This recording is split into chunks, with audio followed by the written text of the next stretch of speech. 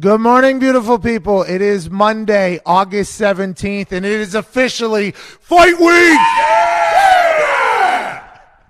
Dumbest show of all time. We are live in Orlando. My first WWE match comes this Saturday at NXT TakeOver 30, SummerSlam weekend. Only available on the WWE Network, which is free, by the way, to new subscribers. It'll be 100% worth it, I promise you. But before we get to that, we got a lot of sports to talk about today. Joining us in the first hour, Kirk Herbstreit, college football wonder boy, is going to join us in about 14 minutes to chat about all things happening in college football. This weekend, the Big Ten potentially playing in the ACC and the Big 12 in the SEC was leaked out publicly by a man on Twitter named @SirYacht.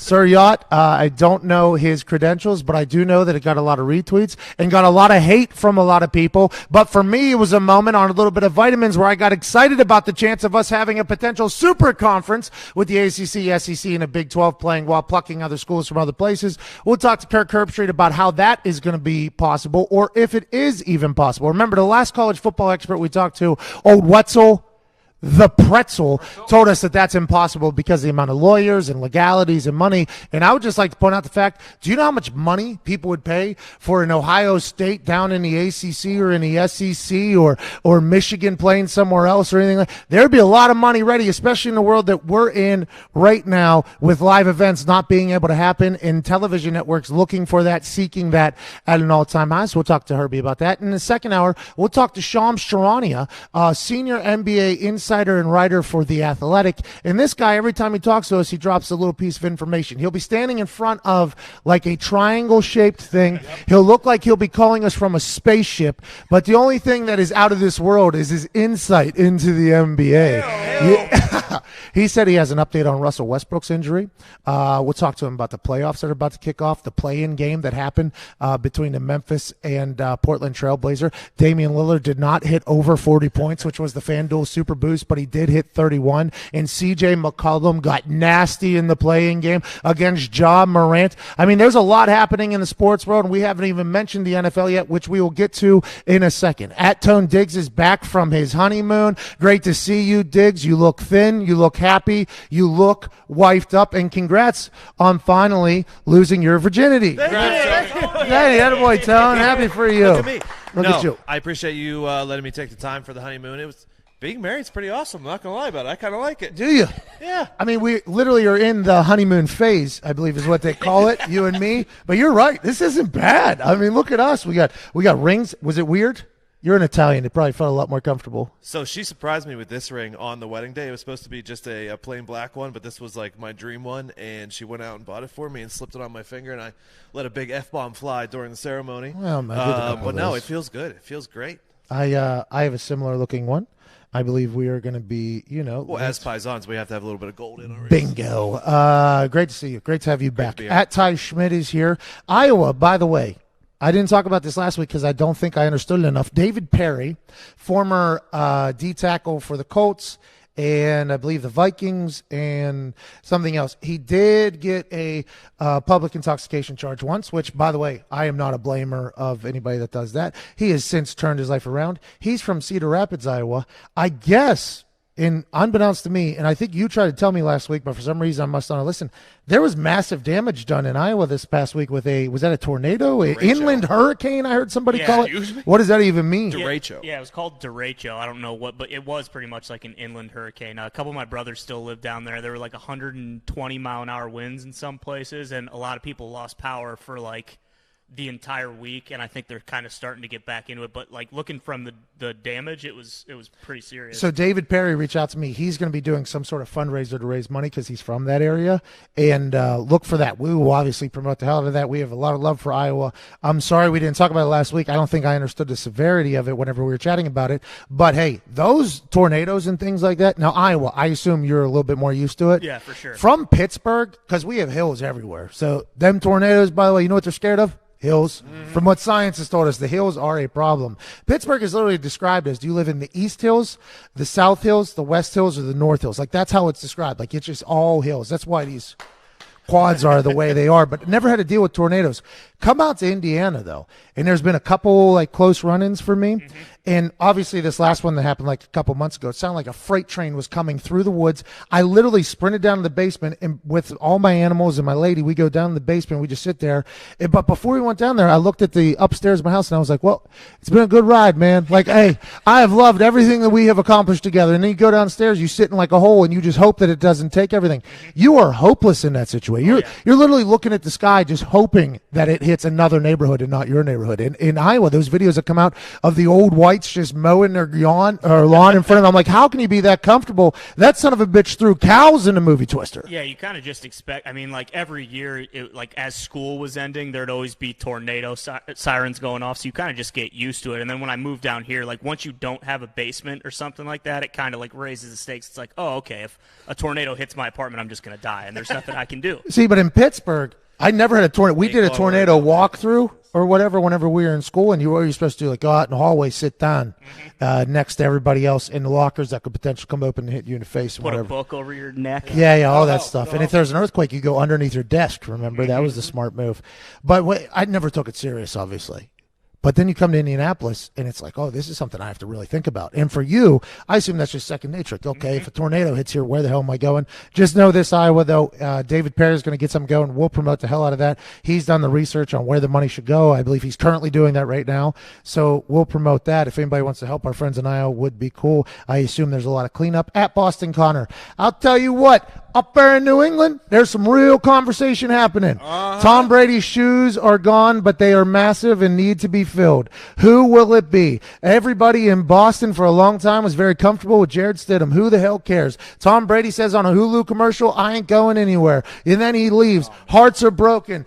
Jerseys are burned. Everybody says, don't worry about it. We got a guy named Studham. You guys sold yourself on this guy named Jared Stidham. Then, all of a sudden, 86 days after he was released from the Carolina Panthers, Cam Newton becomes a member of the New England Patriots for $1 million.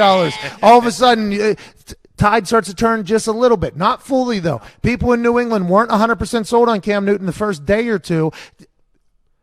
Connor actually said he wasn't going to be able to wear the number 1 because Pat the Patriot has been wearing the number 1. That's what you said. Then you also said, who cares? He'll be the backup to Jared Stidham. You weren't the only one, though. It was being echoed all around New England. Then yesterday, I guess first day on the field, Cam Newton, Jared Stidham, and Hoyer were taking reps at quarterback. Cam Newton was number 3. And somebody from the same network that said that Cam Newton won't fit in with Bill Belichick said that Jared Stidham was the most impressive person on the entire field that day. Now, granted, remember, they got the best corner in the league, maybe in the last 10 years up there. Most impressive player on the field was Jared Stidham. Now this morning on the unofficial depth chart, Jared Stidham and Cam Newton are listed as co-starters. How do you feel? How do you see this is going to go as a diehard Masshole and Patriot fan? I mean, I feel unbelievable. There's nothing more that New England loves than competition. So we have 2 starting MVP caliber quarterbacks. That's all I'm getting out of this, is that Stidham and Cam Newton are probably at like the same level, right? So we got 23-year-old Stidham. I still think Cam Newton's the starter. I mean, let's not get ahead of ourselves. He is an MVP. He has been there before.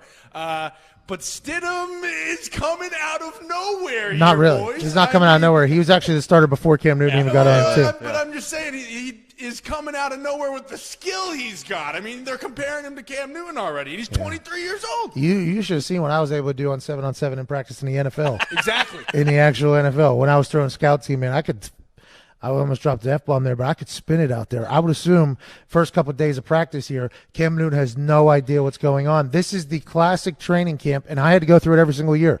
Offense always starts slow, always does. Now, unless it's a very veteran team that has been there, done that, and even then, by the way, especially with this past offseason, probably going to be rocky. Defense always looks good early. Now, granted, if Stidham is the most impressive player on the field, it means defense must not look good. Is that a problem? No. We won't even get into that. We won't even get into that.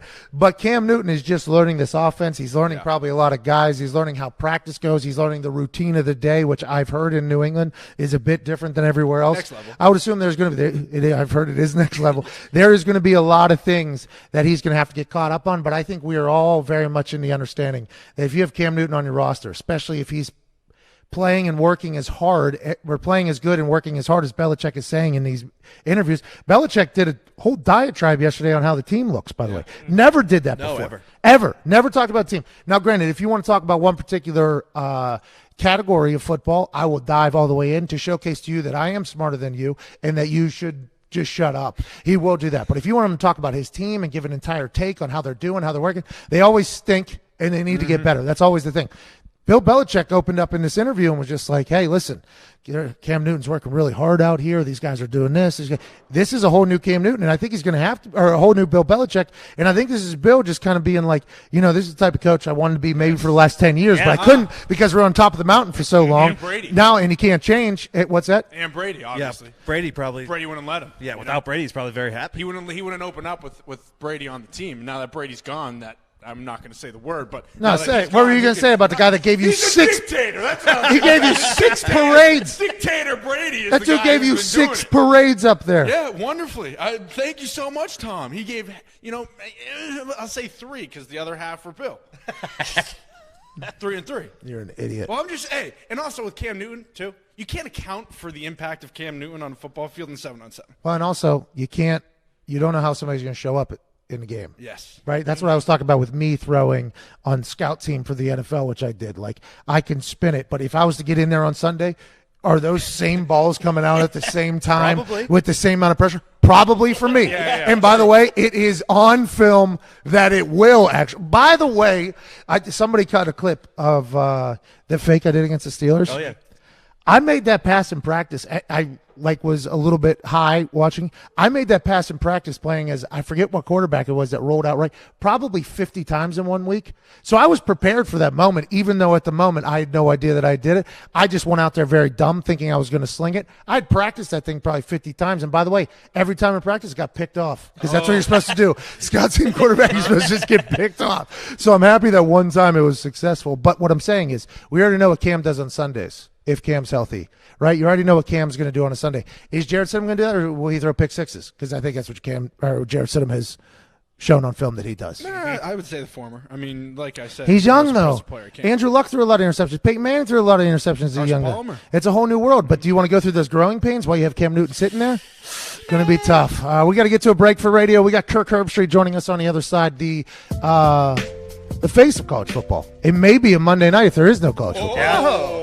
We'll talk to him about how that all came to be. We'll talk to him about the college football world, the college kind of environment right now. There are a lot of pictures surfacing from schools that have opened back up. Hey, those millennials are lit, dude. They might not have TikTok to use right now, but they are getting after it. And there ain't a COVID-19 a worry at all. No. Lines are packed out of bars. There's festivals going on. But student athletes aren't allowed to play football. So are they treating the student athletes differently than they're treating all the other players? Or all the other students? Because that'd be treating them special, which is an NCAA violation. Let the football players get COVID-19 if the rest of the university. We're back on the other side with Herbstreit. This is the Pat McAfee Show, Monday, August 17th.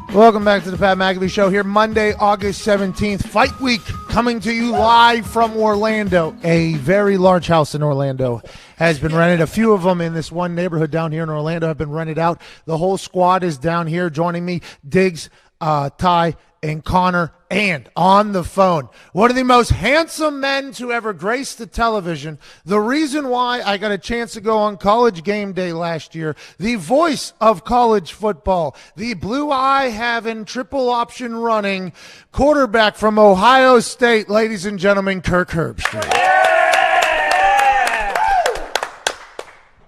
I can't hear you. Kirby can't hear you. Hold on. Herbie, you there?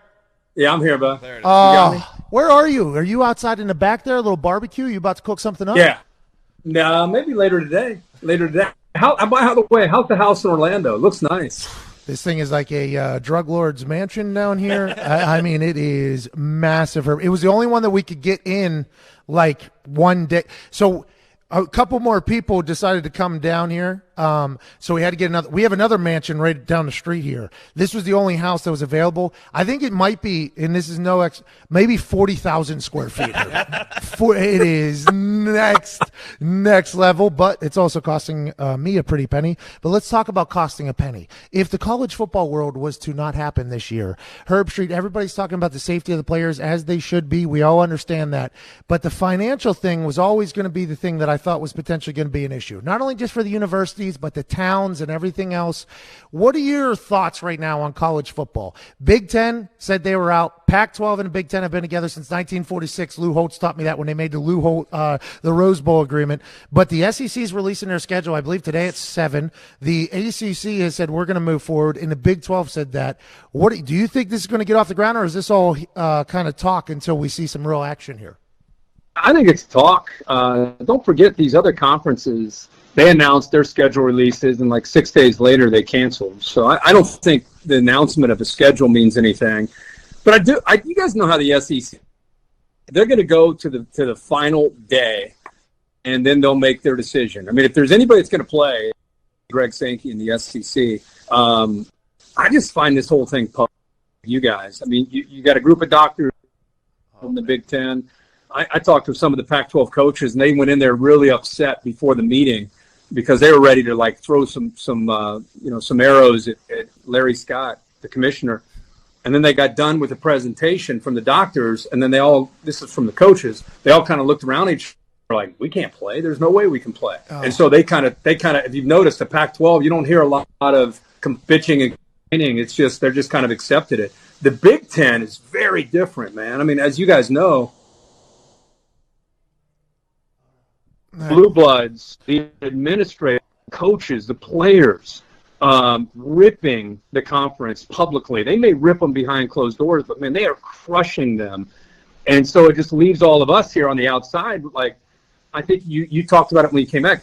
If the players want to play, like if they're good with the potential risk, and the parents are good with it, then why not let them play? Like that part is very, very confusing to me, when it comes to this whole thing. If players want to play, and they know that they could get this thing and they're willing to take that risk, the way it was being perceived about a month ago was like the coaches were dragging them by the neck, making them play. Yeah. No, these dudes want to play football.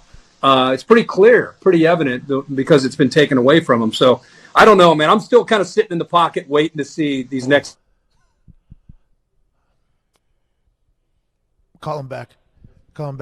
So what he said there was, he said that he knows hey, Herbie, we're going to call you back. Oh, yeah, got you. So he said that the SEC is going to wait until the final days. That Pac-12 presentation is what I was going to ask about. Like, will they ever make that Pac-12 presentation public? Because I think this was a big thing on ESPN. A lot of people are like, hey, be transparent with the information that you guys have, because the NCAA doctor came out and said, oh, this is the Titanic. We're just trying to wait to see when the band is going to play. And it's like, well, what do you guys know that everybody else doesn't know? Because it sure feels like the players have not heard the same presentation as these Pac-12 coaches. And to Herbie's point, we didn't really hear the Pac-12 talking much early, though. We didn't hear, other than the USC, and that's Mike Right. Bone coming from Cincinnati there. But the Big Ten has always been very vocal about playing. Did they see the same presentation as Pac-12? I would assume. And then did the players also see it, because Justin Fields has got that entire petition they started with, over 200,000 signatures as of this morning or something like that. It's just a wild time, and nobody has any answers at all what's going to happen. Herbie, welcome back. Sorry, we got a bad connection on this side. The house is too big. Nope. House is too big. The Herbie, what you just said there, that Pac-12 presentation that was given to the coaches and how everybody kind of dialed back on their frustration on not playing. Did the Big Ten get that same presentation, and do the players, do they get a chance to see that presentation as well, or are the players just going by what they're hearing, what they're seeing, and everything like that? So I think the maddening thing here for all of us is that there's not a Roger Goodell, right? Oh. Like, we don't one voice. We've got 5 silos. We got Larry Scott and his team doctors, going through the hot spots in LA and out on the West Coast, right? So he's doing his own thing. And then we got Kevin Warren in the Big Ten, and he's got his doctors, and they discuss things. The players are not involved in anything other than being relayed the message as to here's what's going down. They're not sitting there listening to the doctors. The parents are not sitting there listening to the doctors. The conference commissioner is listening to the doctors, and the presidents are listening to the doctors, and then the presidents and the chancellors are making the decision unilaterally for the conference. Then, people like coaches that you would think they're fighting the fight are not in that meeting. It's the presidents, it's the chancellors, it's the doctors. To me, I hear that game, set, match. If you don't have a coach or an AD or somebody from the football side of things, a player, someone representing a player, you're going to look at it strictly from that lens of. And I'm not saying, by the way, that you shouldn't take medicine and data into account. Obviously, you should, but it's just bizarre. Like, I'll talk from the Big Ten who's like, why are we not playing? A very influential guy. And I'll talk to another guy, a doctor. He's like, why are we even talking about playing? You still got me? Yep. Why? A doctor, I told. He knew it. He knew Thinking of playing. There's no chance they should be playing. Is one extreme or the other. And then the latest is, of course, in the Big Ten, the players trying to get their voice. How about the Big Ten parents?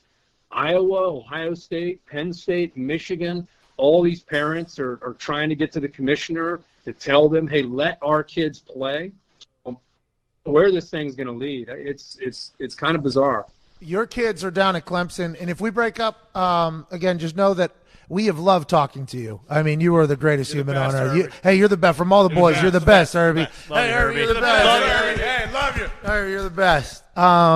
Your kids are currently at Clemson, enrolled at Clemson. They have been doing online schooling until September 21st, I do believe.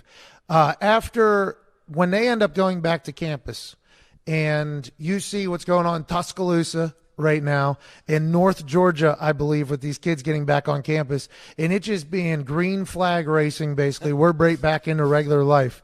Isn't it kind of interesting that the football players are not allowed to play football, but the rest of the college students are allowed to do whatever the hell they want, and the people that are making the decisions saying that they can't play football are because of the safety of the rest of the students? It seems like there's a lot of things that are battling against each other when it comes to being decision making. Will you send your kids to Clemson and be completely okay with whatever happens down there, or are you just expecting them to be smart?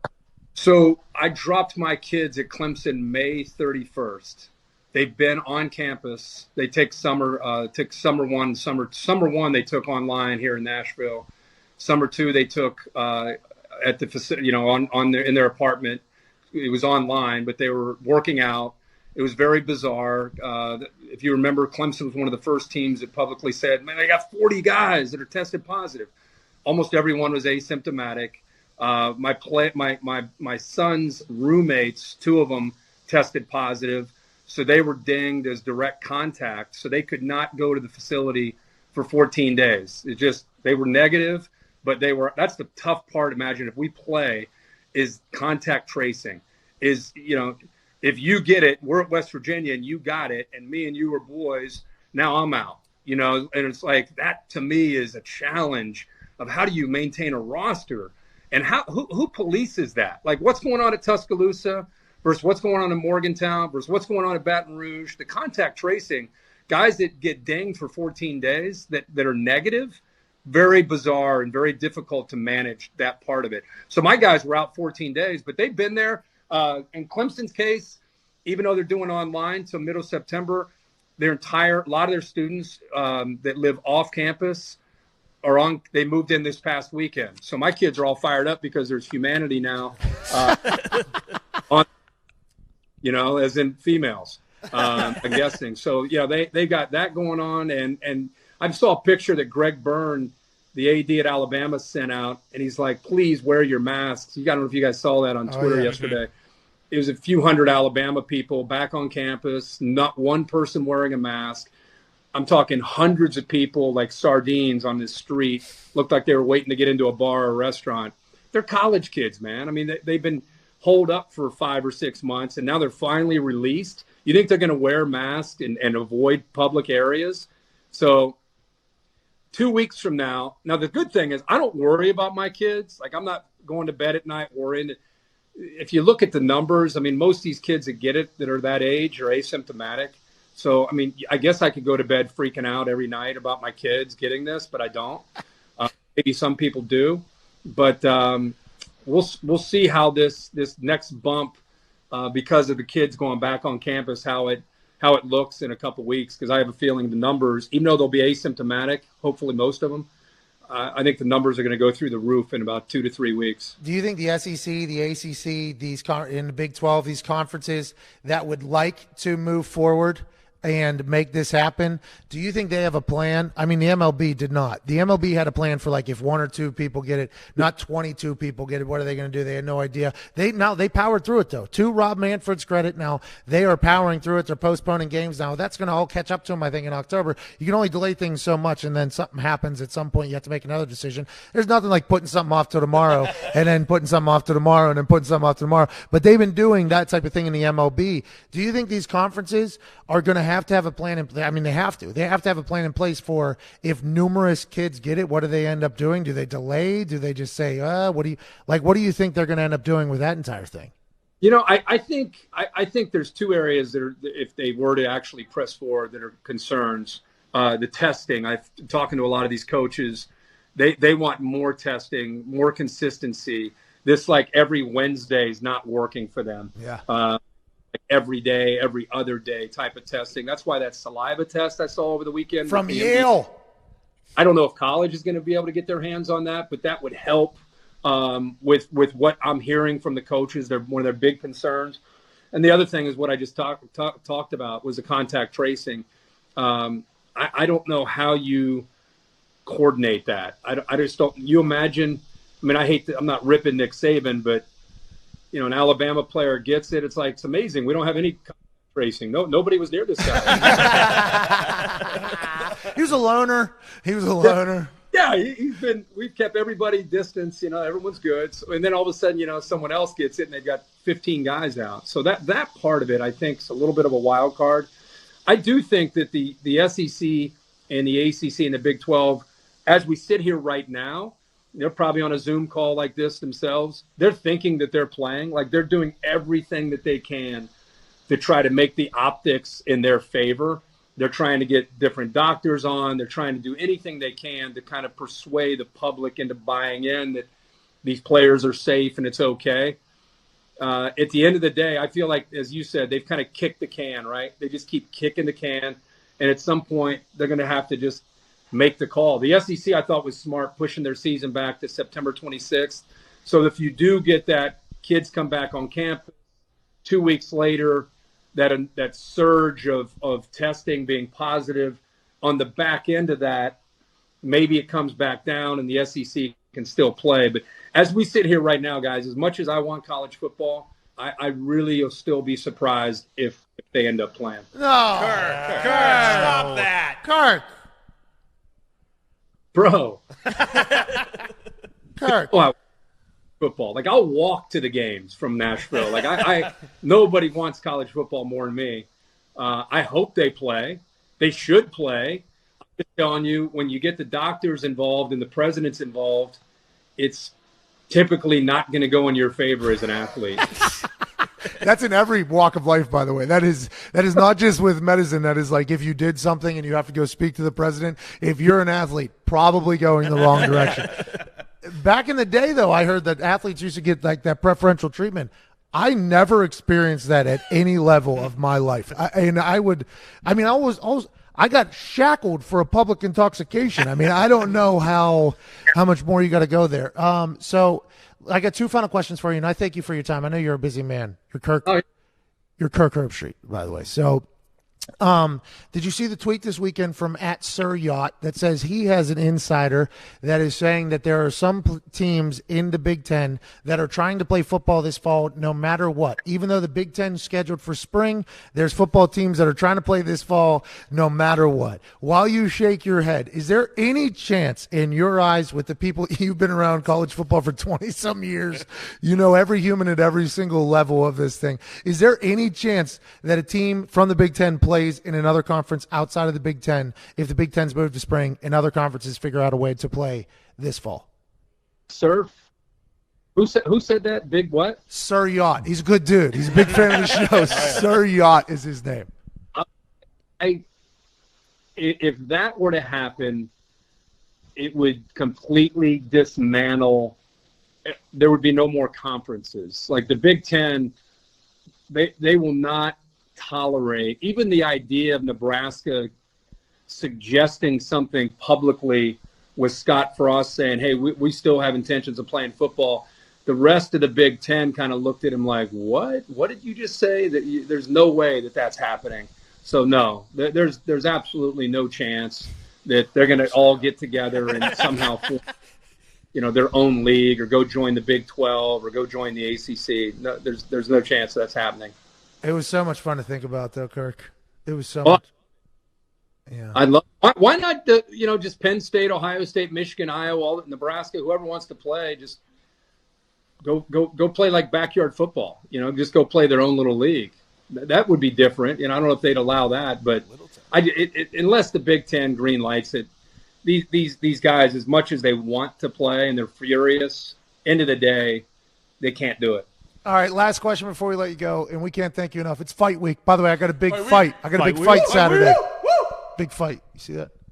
You're fighting? Yeah, wrestling. Come on. Oh, I see the guns, big boy. Hey, thank you. I've lost some weight. I don't know if you could see it or not. Here, every time we'd see each other, I'm going on a diet. Hey, national championship game on the simulcast, on the Gamecast. I think I actually said in warm-ups, I was like, hey, we're losing weight tomorrow. We're losing weight tomorrow. Last thing before we let you go. If there's no college football in your eyes, in what you're thinking it's inevitable, that must mean that you're preparing for Monday Night Football then, because the announcement was made just a few weeks ago that it will be Levy, Greasy, and Riddick. Unless there is no college football, then Fowler and Herbstreit will be put in there because they're our A team. So I don't know if that was an official announcement. I don't know if that was from actual ESPN or not. Hold on. But are you preparing for that? I think an official announcement's coming out in the next few minutes, like at 10:30 Central. I am as we sit here right now. I'm going to call the one game, the opener. That's the early game. I think it's the Giants and the Steelers, and the other guys I think are calling the later game that weekend. Other than that, or that night. Other than that, bro, I got nothing for you. I don't. College football is canceled. I don't know what happens. I'm going to come sit on – do you have room on that couch so I can come hang out with you boys? Yes. We got room in the Drug Lord Mansion we're currently having, and we would love to have you. Herbie, we appreciate you so much. You're the best, man. I can't thank you enough for what you've done for me, but also joining us for conversations. We're very, very thankful for you. Hey, congrats on all your success. Enjoy the mansion down there, and I'd love to hook up with you guys soon and and continue to find out what's going on with college football. You're the man. Ladies and gentlemen, the voice of college football, Kirk Herbstreit. Thank you, Herbie. All right, we got to get to a break here. 36 minutes after the hour. I thought we had breaking news. All right. Kind of did. Bro, I was leaning. I was like, oh, my God, because they're announcing something in an hour. By the way, they're going to announce something in an hour. That's definitely going to be breaking news. Yep. And there ain't a damn thing Herbstreit could do right there. Herbstreit could not. I mean, that is one of those positions where you saw him running through his head.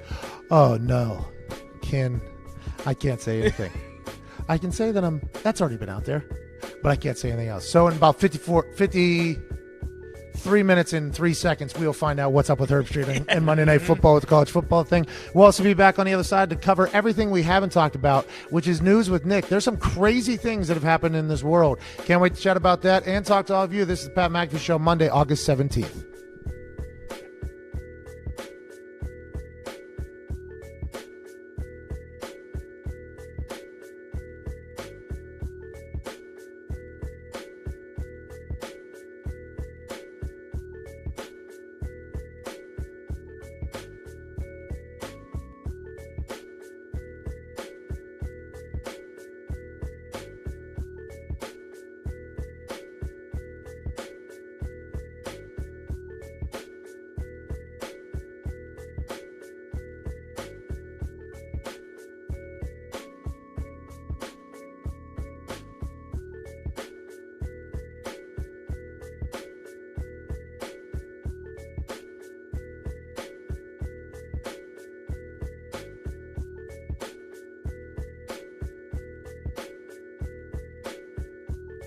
McAfee used to hold balls for Adam Vinatieri. Now I'm in his home state. College game day is absolutely electric. And Brookings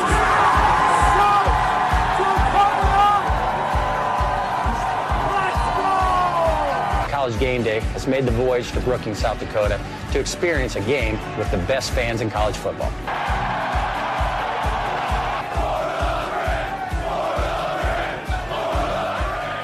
I unfortunately cannot attend because I have a game this Sunday, so I sent a man I trust to make my picks. A man who was my holder for almost a decade. Please be nice to him. Welcome this week's celebrity guest picker, Pat McAfee.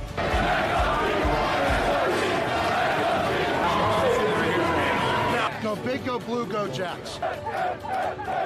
Hosting Auburn. Yes, everybody saw this. The best fake punt in the world. What do you think, Pat? I absolutely loved it all the way up until execution time. That is not one we like to show in the brand headquarters and punting and kicking world. Oh, dance off. Oh, let's get weird. Yes. Duck that, huh? Bang! Right off the top of the dome. That makes it a lot easier when you got a dummy standing right in front of you like that. Running. He's Hayden Daniel Russo. Wax on, wax off, knee to the face. Yes. Serious. Go, yes. These teams stink. With that 15, they celebrate by doing shotguns. And I know they figured it out. I'm going with the University of Virginia Cavaliers. That was great. Whoa! I will never, ever in the history of my life try to guess that ball. Oklahoma State is the way here. Not so fast again.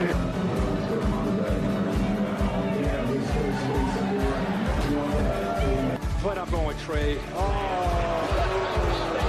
Please excuse my dumb friend Kirk. Look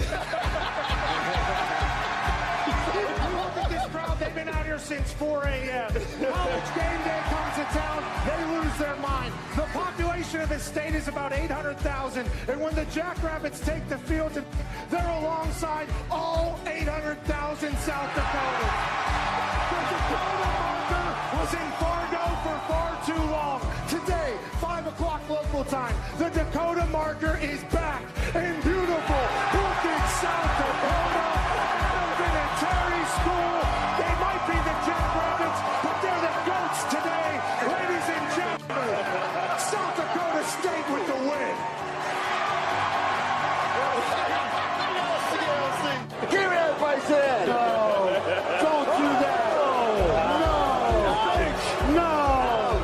Leave. Kelsey has the Pat says it'll be no. I told you I came on your radio show.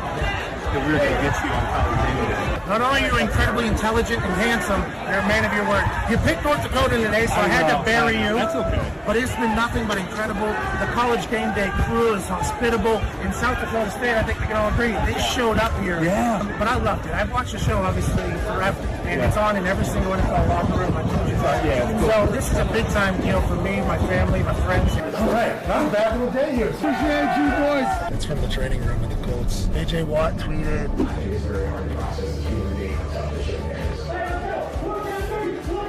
Text from every human that I've ever done television with, like since way back in the day. They're like, we knew this day would come. Equipment managers, old teammates. I mean, you don't get to trend on Twitter often anymore. They make it damn near impossible. Go up onto a stage with a couple legends, talk some shit in front of the incredible South Dakota fans. What an awesome opportunity.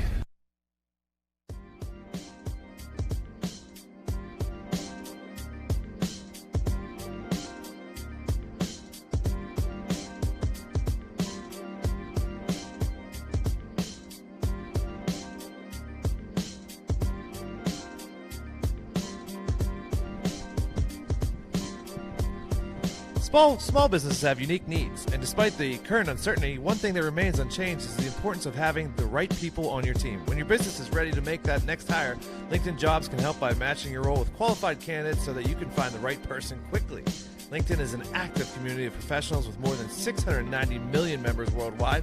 LinkedIn Jobs screens candidates with the hard and soft skills you're looking for and puts your job post in front of qualified members every day so that it's seen by people looking for jobs like yours. That's how LinkedIn Jobs can help you hire the right person faster. When your business is ready to make that next hire, find the right person with LinkedIn Jobs. You can pay what you want and get the first $50 off. Just visit linkedin.com/Pat. Again, that's linkedin.com/Pat to get $50 off your first job post. Terms and conditions apply. You're damn right. We have a guy that's on staff who dives deep into the internet to find news that we should talk about because we are a daily show. Now, although he is somebody who is a little bit of a pessimistic individual, he tries to be stern but fair when it comes to news stories. We've talked to everybody about everything, and I think there's going to be breaking news. You just come on in, Nick. I think there's going to be breaking news potentially in about, 47 minutes there with the ESPN gig. News that we should talk about because we are a live show with our friend Nick. What's going on in the world? There's some wild things happening in the world, by the way. News that we should talk about because we are a live show. A South Carolina man was arrested early Sunday for attempting to kidnap WWE superstar Sonya Deville, who he had been stalking for years. Yeah, this was wild. This came into the group text, and I didn't fully understand whenever I read the headline. Then I read the story. This is one of the most insane things that I would assume it has happened before. I just would assume because you watch those creepy shows where you find out about somebody living in somebody's attic or something like that. But this happening to a WWE superstar in the world that we're currently in, where it feels like nobody can really do much of anything, is insane, Nick. Tell people some more insanity about this story. So this is 24-year-old Philip Thomas was stalking Sonya for a couple months. He said he'd been planning the abduction for 8 months. He cut a hole into the patio screen door at about 3 a.m. and sat there for a few hours and just watched and listened. Sonya, I guess, had heard and woke up, and the alarms went off. She got out, was able to get in a car, called the cops. The cops showed up, and he was still there when the cops showed up. He was carrying a knife, plastic zip ties, duct tape, mace, and a few other items, and he literally told the deputies he was planning to take the homeowner hostage. So take her hostage. He was going to kill her, right? Like, this is the type of human that, now granted, I don't know much about this guy, but from the little that I have learned, this feels like a human that potentially is kidnapped, hostage, killed, never let go type thing. Yeah. What a maniac. And he says he's been doing it for 8 months, so that's pre-quarantine he's been doing this whole thing. This is going to change her life completely, I would assume. This is one of those things that are going to change her life completely. Now, she is a badass, by the way. She has sawed down Zito during a watch-along. She has, I think she used to be a mixed martial artist, and now she is a badass, but this is the type of thing that would leave me a bit, sketched out. Yeah, this Philip guy's a scumbag. Scumbag. Couple screws loose. Scumbag. Scumbag. No, it's going to take months or however long to get back to just feeling normal in your own home. Everywhere you go, you guys turn around. Last night after reading this story, we're in this house, and not that anybody would ever want to do this to me because, whatever. I checked every one of these handles like 15 times, and it was just because I read that story where I was like, damn, there's some wild people out there. He was in the patio when the cops came, 20 minutes later after she already, and he was just sitting there, just hanging out. Gotta be honest, after seeing a picture of the guy, he's lucky the cops got to him first and that she didn't confront him because she would have dummied the absolute hell out of this guy. What a story, by the way. She has a guy dead on the. Shut up, shut up, bitch. He was just watching me. He's shut up, stalking bitch. me. Yeah, I'm calling. Shut up. Cops are coming. Yeah, 20 minutes. I'm just going to hold you here. She grabs the zip ties. Yeah, zip ties. Zip ties. She would, by the way. But what a. I almost said the F word again. Maniac there is. What else is happening in the world, Nick? Since we're in Florida, we had to throw in some Florida news. A homeless Florida man was caught camping out in the luxury suites of Al Lang Stadium, home of the Tampa Bay Rowdies of the United Soccer League.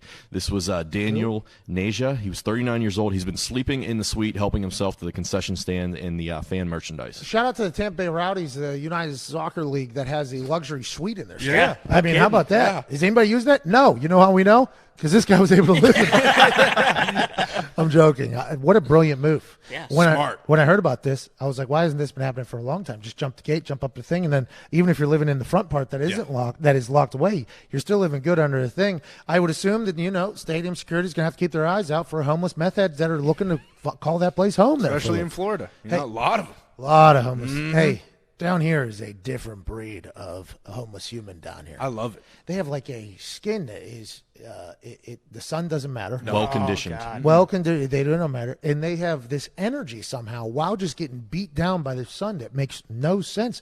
I saw a homeless man run sprints yesterday Bath trying salts. to get cash. Yeah, I was gonna say when in Rome, we should probably do bath salts this week. Oh, just because you are Florida men this week? Yeah. Hey, I have. Content. Hey, listen, if you want to sacrifice. I can't even do edibles. You know I can't do bath salts.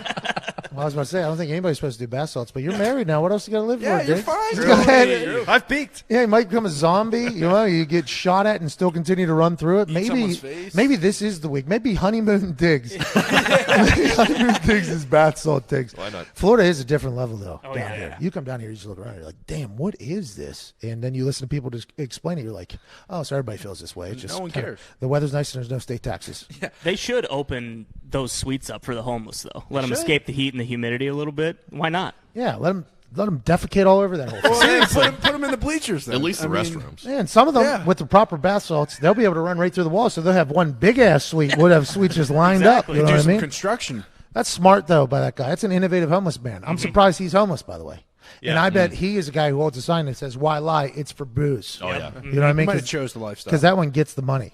The funny sign. Not, hey, don't make me feel terrible, okay? No.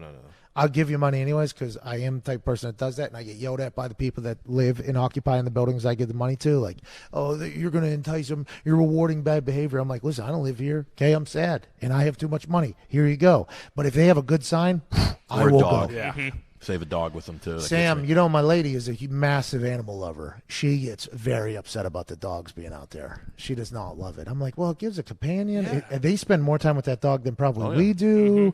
But the elements, you think about the elements and all that stuff. But I do love a good little tag team there of Meth Head and Dog. Norma Dog. I saw a there. reunion of one. A homeless man lost his dog, then he found it like a week later because a shelter took it in. One of the best reunions I've ever seen, 'Cause really. they are little tag teams. Yes. Like Oh, they are yeah. together at They all rely times. on each other. Hey, listen, you're going to make them feel even sadder about the situation and get money. I'll get you food. We'll hang out. We'll snuggle with each other. If I'm a homeless man, I'm probably getting a dog stat. But it is always interesting to be like, well, what happens there whenever that guy can't even find food? So who gets the food for the dog? The They dog. share it. Army of two, Army of two. Yeah.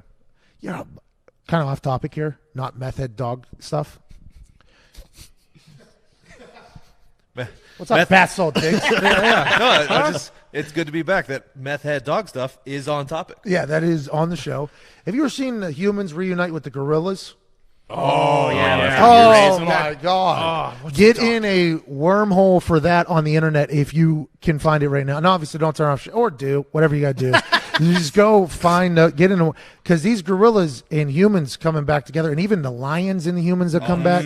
I mean, whenever you see those gigantic wild animals reuniting with whoever, it's like Planet of the Apes, by the way. Yeah. Oh, Whenever you reunite them whenever they're young, I mean, that is just something that really tugs at the heartstrings. Sorry about that. Anything else, Nick? Another heartwarming story here. Tiger Woods' 11-year-old son, Charlie Axel Woods, What? won a U.S. Kids Golf Sanction event at Hammond Creek Golf Club in Palm City, Florida. He dominated the tournament with a 3 under 33, including 3 birdies and no bogeys. He shot a 33 in the final round. I'd assume Frank Muniz Jr. Shot a 38. So nobody else is even under par except for old Chuck Woods here. And Chuck Axel has been training with his dad. His dad even talked about teaching him. Yep. His dad even talked about that. Could you imagine if Tiger Woods is your coach? I'll tell you what it'll be. Probably pretty intense. You'll probably be better than everybody. I'll be excited to see what happens to this kid whenever he gets a little bit older, whether or not he loves golf or hates golf. Because I would assume that if you there's not a lot of people who probably have the work ethic that Tiger Woods has. So if you're trying to instill that in your child, which you think he has in his genes, that's why you always see those things potentially turn out bad. But damn, that kid's shooting better than all of us right now. And he's how old? 11. Not just his coach. He was on the bag. Tiger caddied for him on the weekend. He By the said, way, how cool is that now? Pretty sweet. No wonder Frank Muniz Jr. couldn't do anything. Got the greatest golfer of all time standing over here carrying this kid's bag, and that's what I'm competing against. Tiger actually said, he said, I analyze his swing all the time. I wish I could rotate like that and turn my head like that and do some of those positions, but those days are long gone. I have to relive them through him. What if Tiger's like a super cool coach? Like I automatically assumed that he would have been like a hard ass coach. What if he isn't? What if he's just like a super cool Coach K? What if he's like the best coach of all time? Oh, Coach K's calm. You remember when he went and yelled at the fans for? Coach K's always whining. What are you talking about? Normally, when you play the game, you are a cooler coach, right? Because you've been there, done that. Like, I'm not going to ask you to do something that I know is very difficult. That's like in football, there's some coaches who haven't played, who draw up these plays that in theory would make a lot of sense. Oh, yeah. In theory, they would all make it. It happens on special teams a lot. Okay, we want you to run this 50-yard C sprint, and you'll get this 2 that's sprinting here, and then you'll run over here, and you got players just looking at it, they're like, I can't do that. And they're like, yeah, you can't. Look, in theory, you're running, what, you run 4.5? So that should be, you do the math, that should only take you this amount of seconds. Like, I can't do that. Players are always like, all right, that'll be impossible. Let's figure this out. And maybe if he's shaping shots for Chuck Axel, and if he's giving him like, hey, don't go for that, go here instead, what a weapon that is. What if he becomes full-time bagman for Chuck Axel? Oh, man. And Chuck Axel's after every single record. We're about to wrap up hour 1 here on the radio. Kirk Herbstreit joined us to have a conversation about college football. A little gloom and doom out of our guy Herbie, who has been, by the way, consistent because he was gloom and doom March 27th about college football whenever this whole thing kicked off. We did get an announcement about him calling Monday Night Football games, but we're not allowed to repeat it for another like 30 minutes or so. Hour 2, we have Sham Sharania joining us early. Then we'll talk to AJ Hawk at noon. This is the Pat McAfee Show. First day of fight week in Orlando, August 17th.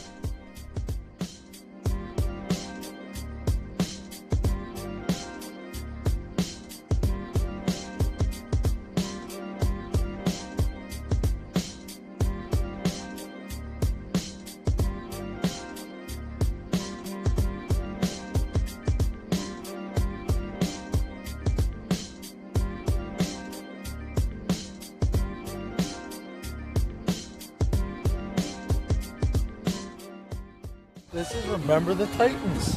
How's it going? My name's Pat McAfee. I do a lot of things.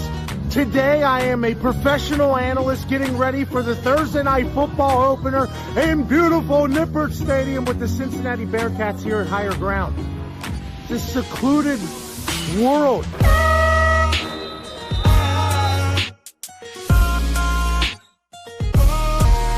Good squad, good place. Excited for this morning practice. I'm obviously unbiased, but I'm pulling hard for Cincinnati to do well on Thursday night. I like to say, only clipboard quarterback.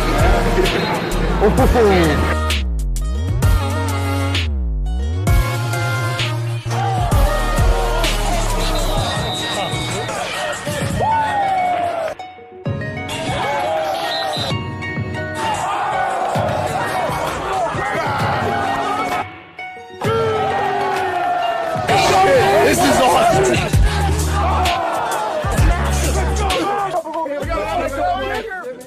And we got hopefully a future NFL kicker. Let's see what you got. Come on. This is great for the brand. This guy's an athlete. Athlete.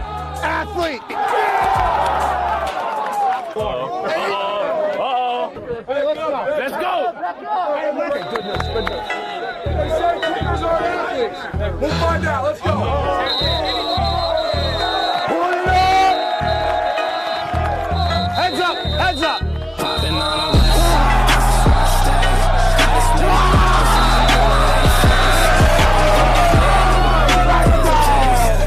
Hey, I appreciate that. Thank you so much for hospitality. Have a great day. Let's go, Going in, I'ma close the case. I can't wait no more, man. I gotta blow today. I'ma blow today. I ain't hearing what they say. Need a blue face. I've been caring about the race. I've been trying to eat. I need more than just a taste. Now they trying to talk. Oh no, they should know their place. Man, I'm ballin'. This ain't cap, baby. Now I feel like calling.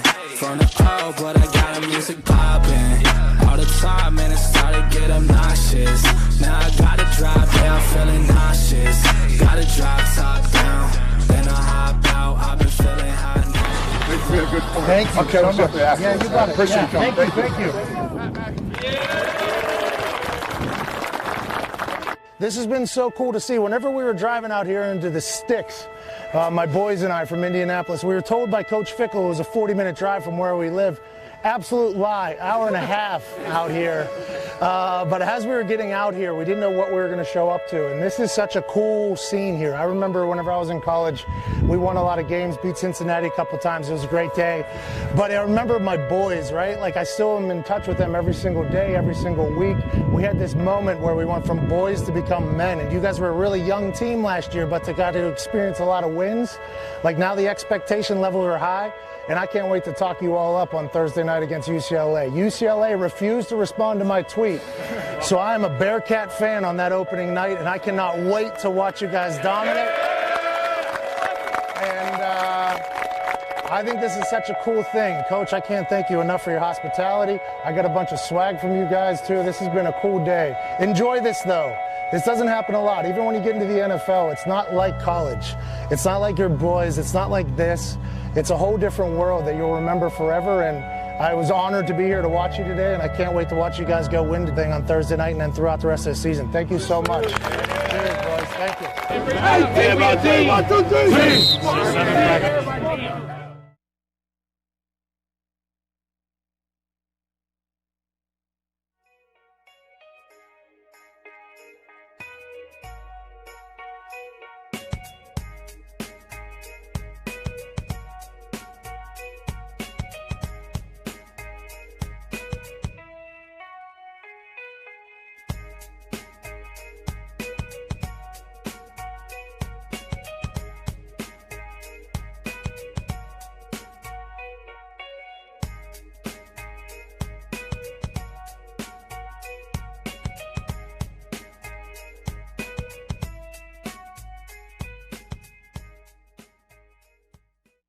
Good morning, beautiful people. It is Monday, August 17th, 2020. We are live in Orlando for Fight Week this Saturday, August 22nd. I will be fighting Adam Cole, baby, at NXT TakeOver 30, and we are down here in preparation for that. The boys are here at Tone Diggs, fresh off a honeymoon. Ty Schmidt, Boston Connor, behind the scenes, Nick, Zito, Billy, Foxy, Mansuri, Sunsuri. Oh, I didn't know we had that camera back there, Foxy. Oh. Foxy's in a movie theater back there with old Bill cutting cameras. The only people that aren't on camera right now is Zito and Nick, which I absolutely love the fact that you two kind of got cucked out of cameras there. They got a camera in the movie theater, but not in the room that we're currently in. Big sports day today. We just had Kirk Herbstreit on the first hour. We have to talk about what he said. It was gloom and doom for him in basically college football. And he and I had a conversation about how the Big Ten and the Pac-12 could potentially move to the SEC, the ACC, or the Big 12. He shot that down. Then he talked about how the Pac-12 coaches were listening and upset about not being able to play. Then a presentation happened for the athletic directors or the presidents and everything like that. Got canceled. They saw and they kind of backed off. Then the Ohio State people kind of backed off, or the Big Ten people kind of backed off. But the fans, the players, the coaches all want to play all across the country. But this decision is not being made by them, you see. This decision is being made by presidents. This decision is being made by doctors. This decision is being made by people who don't always or have to even come close to loving athletics or football to begin with. Campuses are starting to fill back up. You got people in line for miles down in Tuscaloosa, I would assume, for penny pitchers, or maybe drink till you drown, or maybe there's a happy hour, power hour, or whatever they got going on. They're back on campus after being locked down and locked out for this quarantine, and they're wide open. And this COVID-19, I would assume, is going to run through campuses like you have never seen before. Whenever I was in school, there were some called HPV that was allegedly was going to take. It ran through, I guess, every single campus, and there was horror stories about those things whenever they got out there. But every single kid in college was like, don't give a damn. That's exactly what's happening with COVID-19, and the pictures are proving it. But it feels like if you listen to Kirk Herbstreit, who, I mean, he's the face of college football. Oh, yeah. His Rolodex in college football, I would assume, is a rather large one. Him having conversations about, and his kids are currently playing for the Clemson football team. His conversation and him saying gloom and doom is a bit bumming because I feel like he's probably right with that, Diggs. It's a shame because what we said when we talked about when the NFL put out the hashtag we want to play and the biggest names were doing it, we're like, oh, they're going to play then. Yeah. But Justin Fields and Trevor Lawrence and the coaches are doing the we want to play, and I even signed a petition yesterday that said I want to watch them play. One of the 230,000 strong or something. And it's not going to mean a damn thing. No. And by the way, as soon as it happened, I don't want to say I told you so, but I believe I said this is much different than the players, NFL players doing this, because in the NFL, the decision makers are prioritized around a couple things, football and money, okay?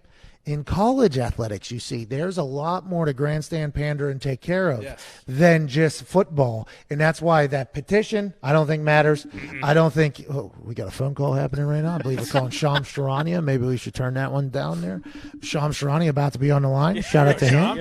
Shout out to him. I think Zito just ran to the bathroom or something like that.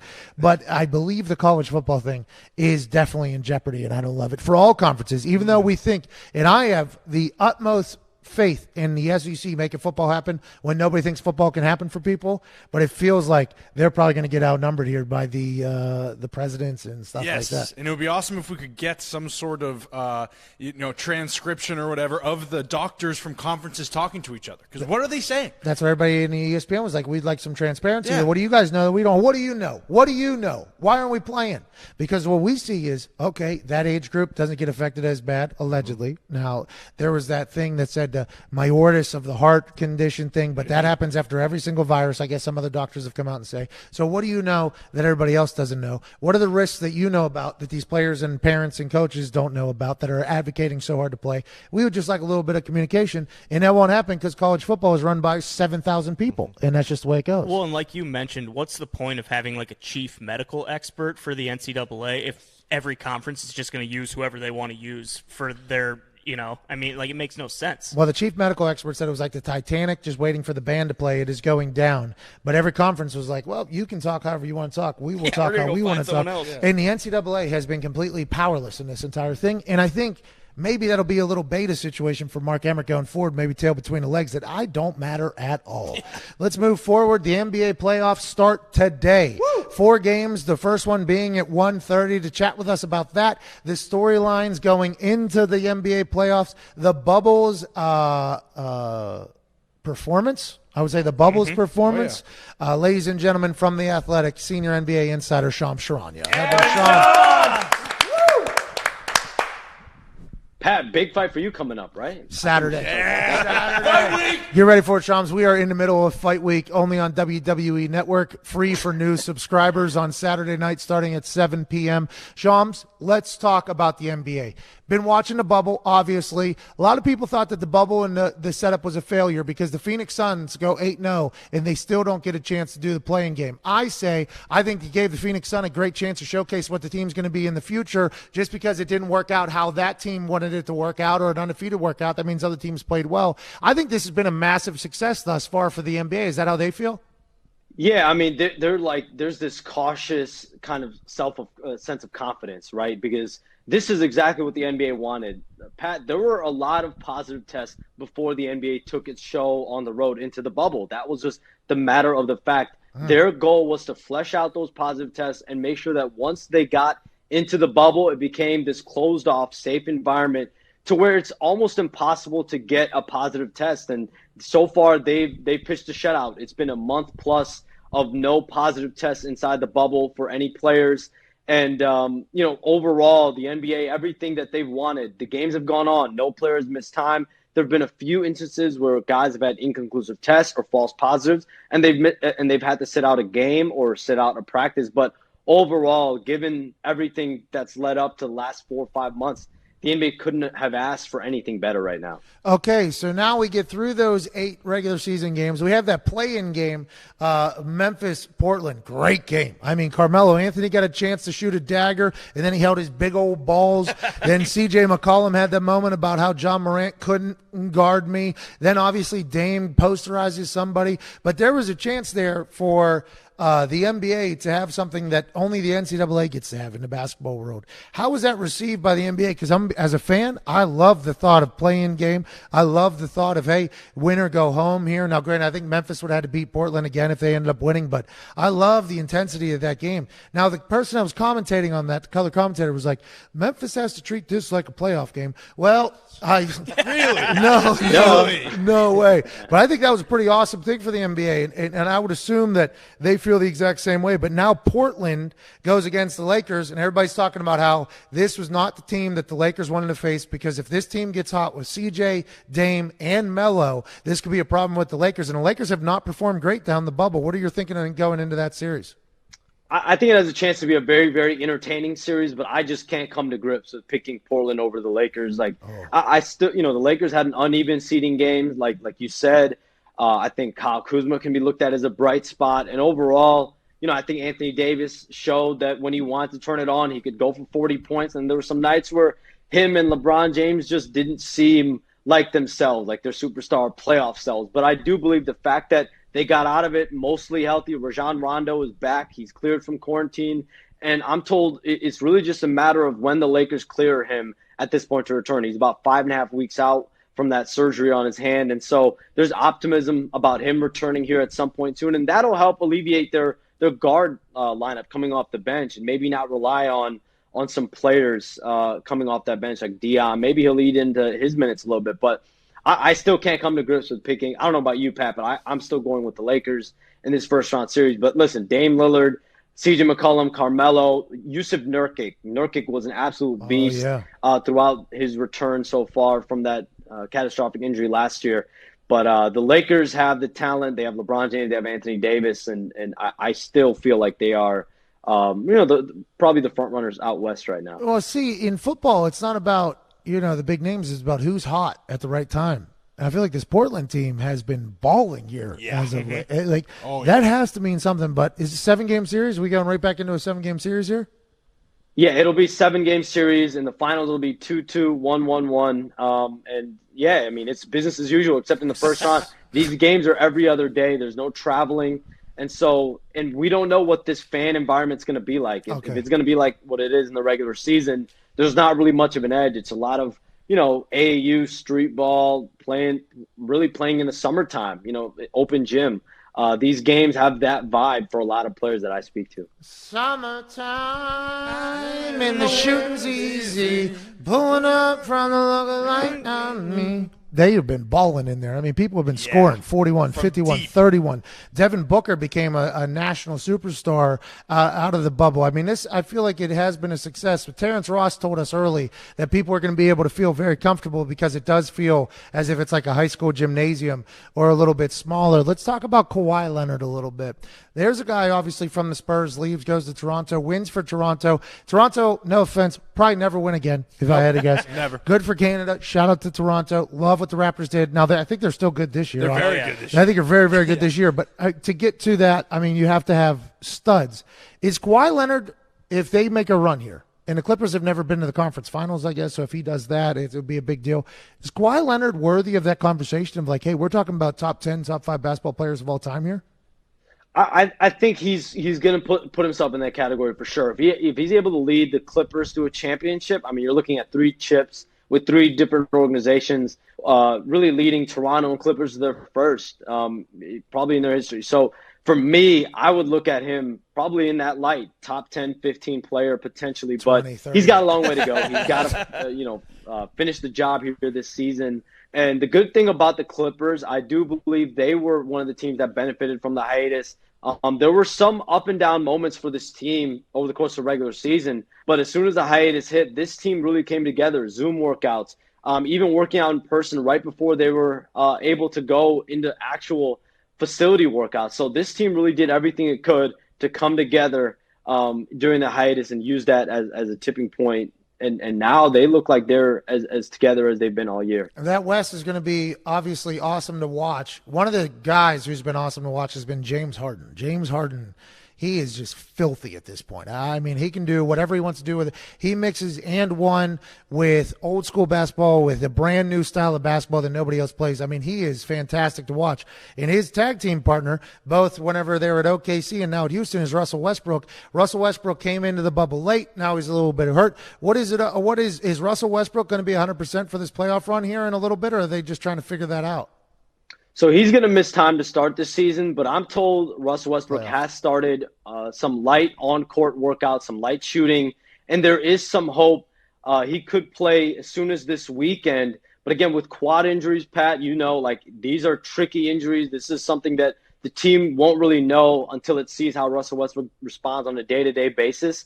But there is some hope that he can return at some point this series. But again, it's that cautious optimism, and the fact that he was able to get back on the floor, start some light shooting, I think is the one optimistic sign as they start off this series against Oklahoma City, which is going to be the favorites. Without Russell Westbrook in the lineup, it's going to be the favorites as they start the series on Tuesday. The thing about quads is they're so big. There's so many things. I mean, there's so many things in there you could potentially hurt. What do you got, Tiggs? Shams, you were talking about the fan environment in there in the bubble around the court. And during the first few games, you saw players from other teams watching the games. Has that continued? Like, do you think during the playoffs there's going to be players from other teams in the fans watching or in the stands watching games? Heckling? I mean, listen, whatever you want. They're going to be continued to allow to watch the games, and the NBA is allowing that. They're allowing guys to come see games, even coaches. You saw some coaches late in the series in the first round. Jason Kidd went to the play-in game.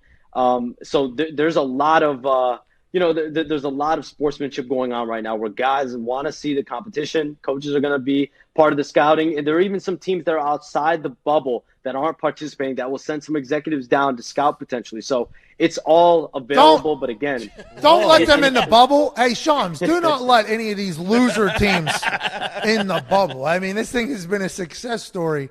We need not do that. Are the Pelicans sending anybody into the bubble to watch other teams? Alvin Gentry fired. Everybody said this is big news. They thought Alvin Gentry potentially good coach for that team that seems to be young and ready to go. A lot of mixed results. Personally, I just played damn Zion. You're probably not fired. You guys probably make the playoffs if you play Zion. What is the relationship there? Was that Alvin Gentry that was holding Zion back? Now, do I care about Alvin Gentry getting fired? Obviously, rest in peace to his career as Pelicans head coach. He was nice to me, very thankful for that. But all I care about is Zion at this point. Is that a front office decision to fire Alvin Gentry because him and Zion didn't get along? Or is this just, hey, we need a new guy and we need to build this team differently?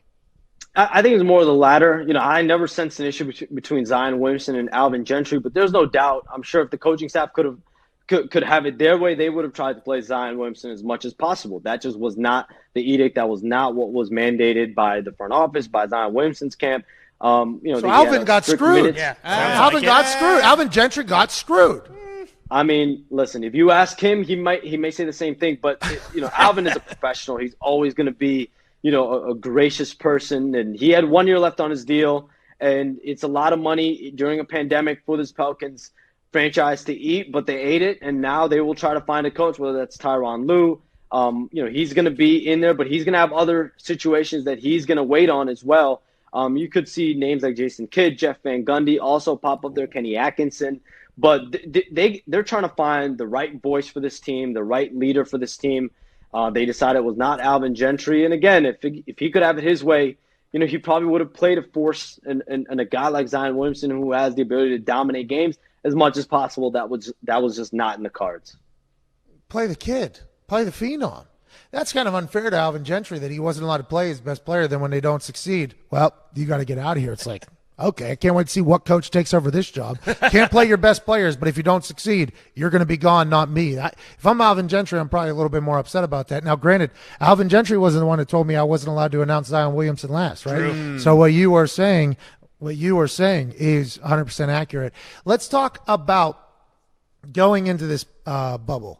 It was supposed to be 35 to 90 days or something, 35 or 45 to 90 days potentially if you end up winning this thing, and they go to all 7 best of sevens to game 7. The families are supposed to be allowed back or allowed into the bubble.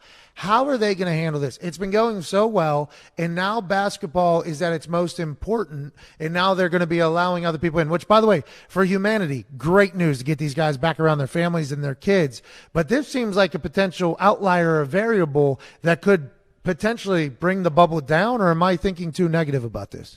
I don't know if it'll bring the bubble down, but there are some teams that do believe that having the families out or having extra people that might not be conducive to the team environment, that if everything's going so well right now, like, why not just keep it going, right? And so it's a hard sell for the players, though. The players want to be around family. They want to be around their close friends.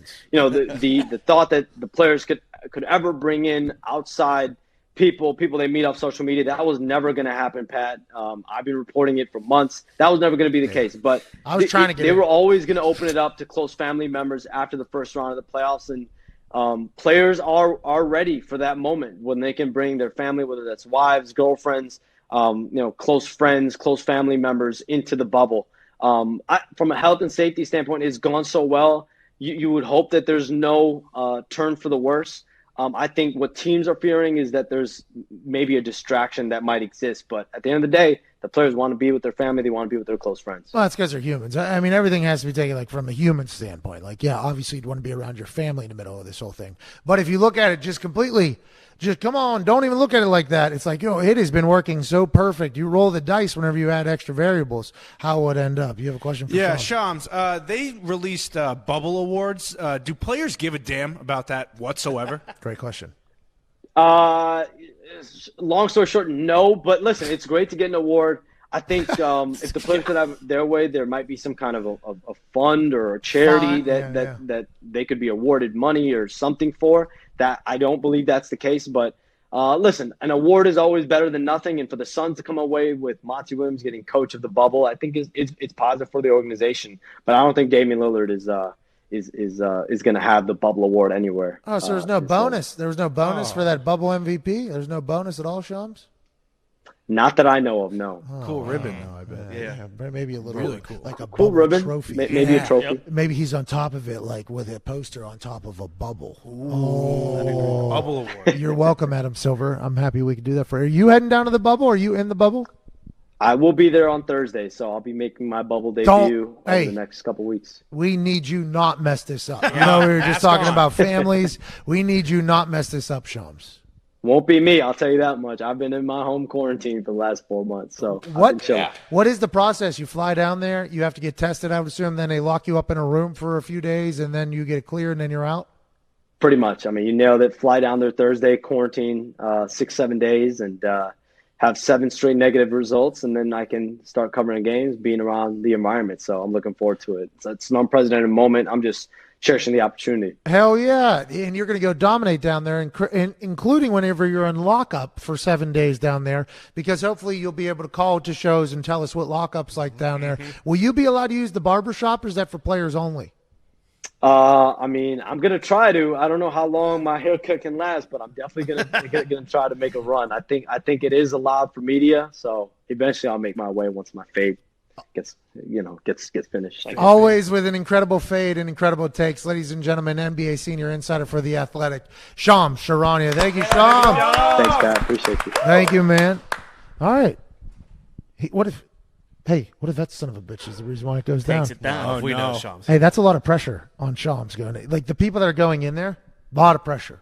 Right? If you really think about it, it's like, hey, this has been going perfectly without me. Like literally, people have been talking about how the NBA bubble experience has been the bubble experience, and everybody, the NHL's working because they saw the NBA was working. This is what it's going to be. And then you come flying in, like friend of the family, hey, how's it going? I love basketball. Great to be here. Let me go ahead. Just take down the whole thing. That could happen. Hopefully it's not Shams. And hopefully it doesn't happen, because playoff basketball, we all know, will be must watch. Here we go. Here we go. Who do you think is going to win?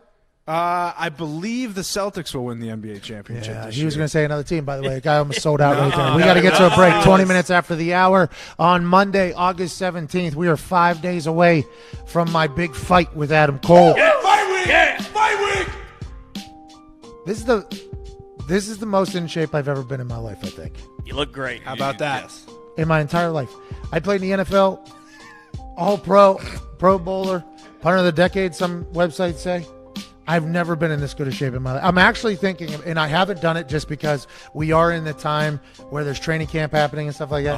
I'm going to wait a little bit to kick some balls to see how far they could go and see how good my career could have been potentially if I would have done what I'm doing now. I put out a tweet yesterday, and the only position the Steelers don't have that has had a Pro Bowler is punter. So that's not where I would go, though. Yeah. That team is loaded, though. And maybe me and Roethlisberger become friends, you know what I mean? Hey, watch some flicks together. Yeah. We're back on the other side. This is the Pat McAfee Show. What's that? Give him a hand. Porn. No.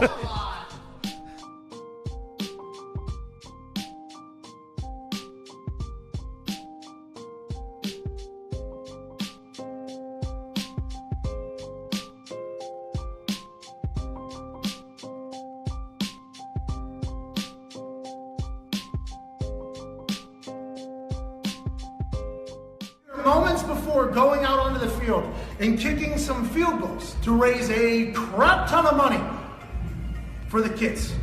And I'm about to become an old man. I said I do this, then I do this, then I do this. Oh, Kathy. Oh, my God. You want a little bit of that, Grandpa? Hey, you see, you go, I'm just so excited we can raise some money because that's what we're here for. What's going on?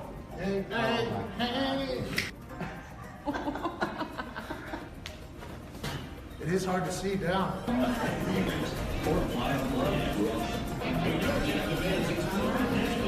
Cool, Grandpa.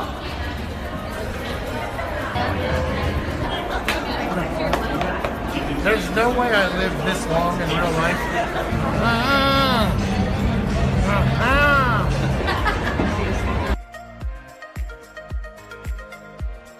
Ladies and gentlemen, give it up for our contestant and cheer him on as he attempts to raise $70,000 for cancer research. On your mark, get set, go!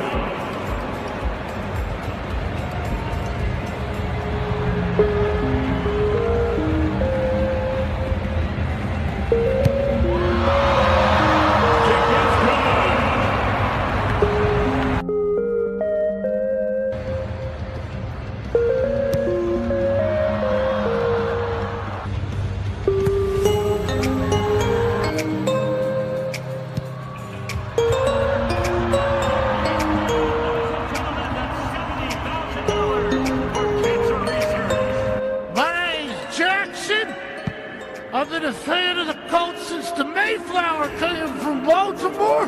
I don't know, sir. You sound a little familiar. This is the greatest city on earth. And ladies and gentlemen, it was my honor to raise $70,000 for cancer research. Sorry, I missed a couple. I'm an old man. Let's go. Let's Ladies and gentlemen, give it up for Pat McAfee and $70,000 towards cancer research. Go Colts! And the ball's leaning back.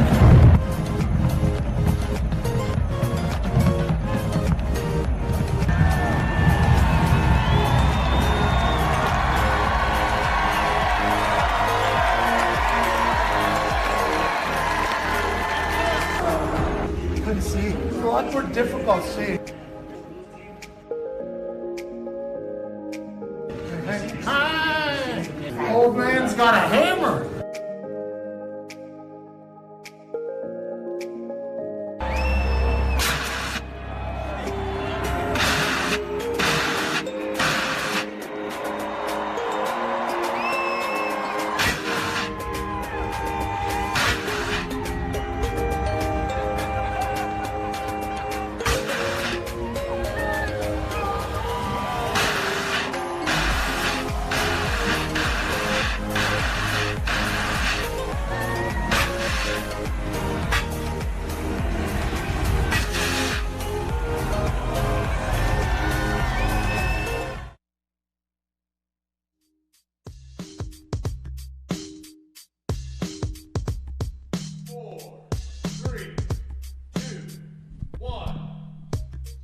Here's the thing about home security companies.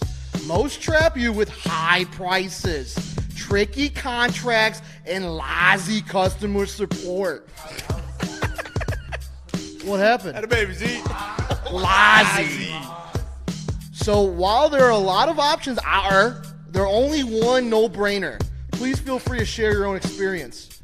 One time, we actually have Simply Safe in the office. Oh, yeah. And at home. I would like to hear an experience you had with Simply Safe, though, Z. One time I downloaded a clip and it went right to my phone. That was what? Wow. That's every time. That's not Every just one time, time. yeah. That was one experience. How about a more unique time whenever we use those Simply Safe cameras in the office, Z? Oh, yeah. There was that one time when you made that crazy basketball shot and we downloaded it. Yeah, that was nuts. That was crazy. Yeah. So not only is it keeping you safe, but it's also capturing awesome moments for you and the family. Yeah, and security as well. Oh, Simply Safe's got everything you need to protect your home with none of the drawbacks of traditional home security. It's got an arsenal of sensors and cameras to blanket every room. Nailed it. Yeah, I'll heat it up. Windows and doors tailored specifically for your home. Professionally monitoring keeps watch day and night. Ready to send police, fire, or Dan medical. Wetzel? The pretzel? Is he here? It all starts at $15 a month. I'm not the only one who thinks Simply Safe is great. Besides all of us. Yeah, I think U.S. News and World Report's named as the best overall home security in 2020. No big deal. I'm going to call the action real quick. Action. Try Simply Safe today at simplysafe.com/Pat. You get free shipping and a 60-day risk-free trial. There's nothing to lose. That's simplysafe.com/Pat. Had a baby Had Z. a baby Z. Had a baby Z. Had a baby Z. One of your best Crushed ratings, it, Z. I Z. appreciate you, buddy. Doing good, Z. I really appreciate you, Z. Welcome back to the show. 27 minutes after the hour here on Monday, August 17th, first day of fight week down here in Orlando. Yeah. A lot of things to talk about, obviously, in the sports world. The NFL training camps are kicking off all over the place. Tom Brady has his first padded practice as a Tampa Bay Buccaneer today. On the flip side, in New England, Cam Newton and Jarrett Stidham have been listed as co-starters for the New England Patriots one day after a WEEI report said that Jarrett Stidham was the most impressive player on the entire field. At this point, it really feels like all of New England does not want Cam Newton to start. They want Jarrett Stidham to stick around. But I believe if you know football at all, Cam Newton is probably going to be the guy that you want under center. And how often does this happen with the Patriots where they just want you to think that they're going one way and they want to give you the smoke screens? And obviously right before the season, Cam Newton's obviously the starter. Everyone's known this the entire time, but we just never said it. We only saw that he was listed as co-starter on Get Up this morning. I don't think we found that anywhere else. No. Is Bill Belichick listing people as co-starters? Is that a move he always does? Because that is hysterical. If at every single position he just had, these are tri-starters here, this is a co-starter here, this is a quadra-starter here, that would be awesome. But Hoyer just learned quickly that, so this isn't an actual competition. Well, Hoyer, he had his co-starting days. 2013, 2014, him and Brady, co-starters, because Hoyer is one of the smartest brains in football, I'd say. That team up there, Cam Newton, once he figures out the calculus, which is how they describe the New England Patriots offense, he said it's calculus, it's next level. I would assume that they're also shaping it around Cam Newton a little bit. They're probably changing some things for Cam Newton because that's what the New England Patriots do, by the way. You hear Bill Belichick talk about how back in the day when Matt Castle, we changed the offense to fit Matt Castle and Jimmy and Jacoby and everybody else that we've won with a quarterback that wasn't Tom Brady. We just fit the offense through them. That's what he said to Rich Eisen on draft release night. Yep. I would assume that they're kind of trying to figure out Cam Newton as well right now. At this age, what is Cam Newton able to do? What is he not able to do? We'll go back and watch a film when he beat us and what he was able to do against us and what he wasn't able to do. Hey, Cam, what do you hate? What do you love? What do you think we should maybe put in there? They're probably adding in a lot of packages that they aren't running yet in practice because you have a lot of media there. I mean, there's a lot to figure out. And offense always starts slow in training camp. It is something that got me very conflicted every training camp because every single season I went in there, watched the first couple of practices, and I thought we were going to punt 700 times. I'd look at Vinatieri, I'm like, all right, I'm going to go hit a little bit sprints over here maybe hit the cold tub a little bit, think we're punting a lot. And Vinatieri was always like, first couple of weeks, dude, the offense is always slow, always slow, always slow. Let's not judge until a couple of weeks from now, but it's nice to hear that Bill Belichick likes Cam Newton. Yeah. If you're a New England Patriot fan, that's good news, even if though you're too stubborn to even know that. Well, if Stidham, too, is the guy, Cam Newton, you can line him up at receiver. I don't know if you saw that catch he made. And then behind the back toss to Hoyer. Yeah, he's a different level. There's the guy that is just a different level athlete. If he can stay healthy, which is the big question mark. 2 years in a row, foot and shoulder, which are two very, very tough injuries to have if you're a quarterback and if you're Cam Newton is quarterback. But now that he's healthy, Ron Rivera said if Cam Newton's healthy, that is a winning quarterback. That's top 10 quarterback. What was that, Diggs? Is there an excitement in the air first day of pads when they put the pads on? I don't think so. Maybe young guys. But like high school, right? Yeah. High school first day of pads, big deal. Mm-hmm. College first day of pads, probably the younger guys still there. The NFL first day of pads, everybody wants to be in. They want to be in uppers. They don't want to be in full pads. The whole conversation is now. Granted, rookies, right?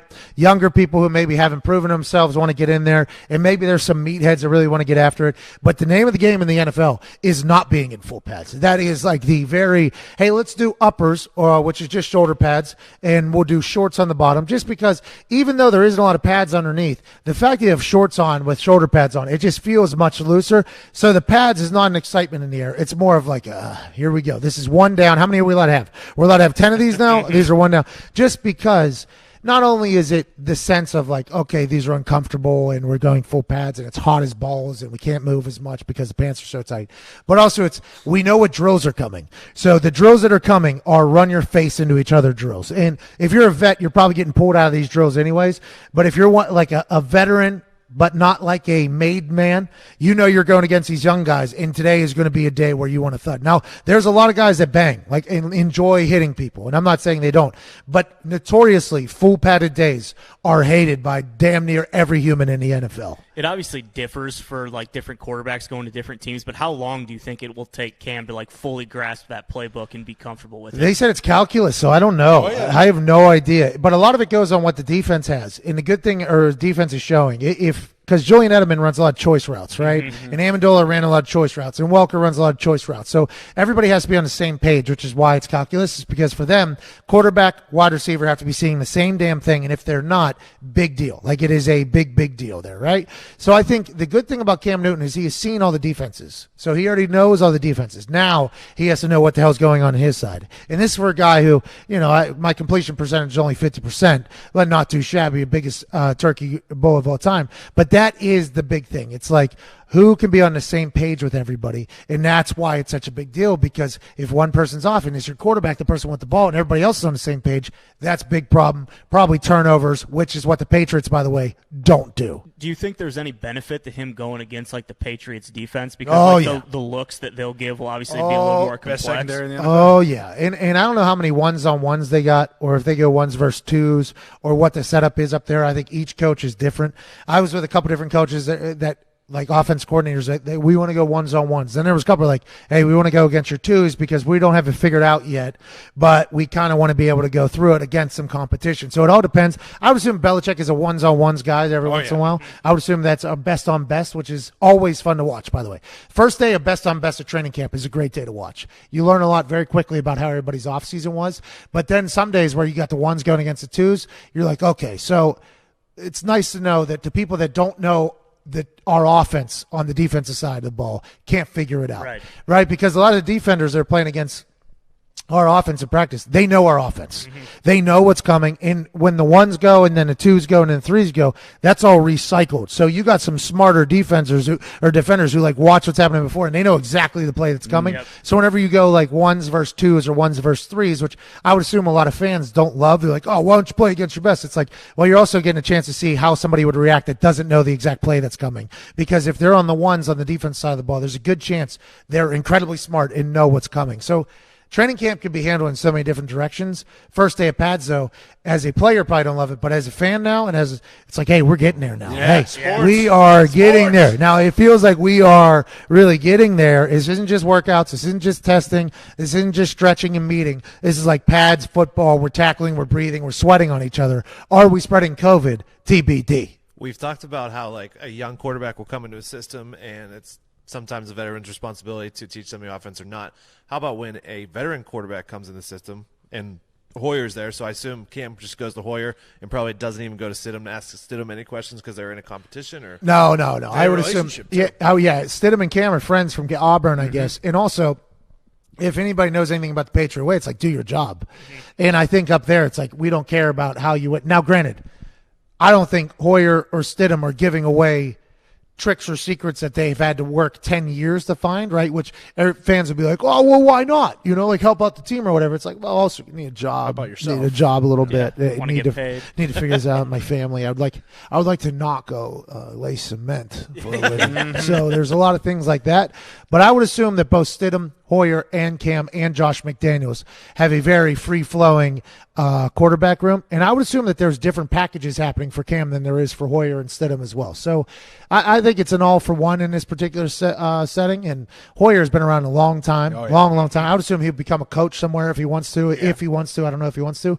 And Stidham, I think, is probably helping Cam out because they're friends. Like, hey, let's go get a Super Bowl. By the way, let's go and do this thing. Well, and for Stidham too, it's only his second year. So even if he doesn't play this year, he still has 2 more if Cam leaves after, unless we re-sign him. But how long does it take for training camp? Is it today? Do people see a few guys in pads like, okay, you're not making the team, or is it like halfway through where it really becomes apparent who's on the team? So pads, even the shoulder pads, is the day you learn about some people. Oh, yeah. And you hear old coaches, too. Like, there's some older coaches, not old coaches, but older coaches, whenever there's a young player that's popping off, whenever they're just in Skelly, it's just like a little pad thing, and you do whatever, you hear, like, some old coaches like, we'll find out. Like, hey, we will find out. And then day one, trucks, because these are men now. Like, you're playing against men. So these college kids come into the NFL. And if you make the NFL, you are such a small percentage of college players, and you are so good. Your high school, you were the best athlete you were ever. In college, you were one of the best athletes ever. And then now you get to the NFL, and you're playing against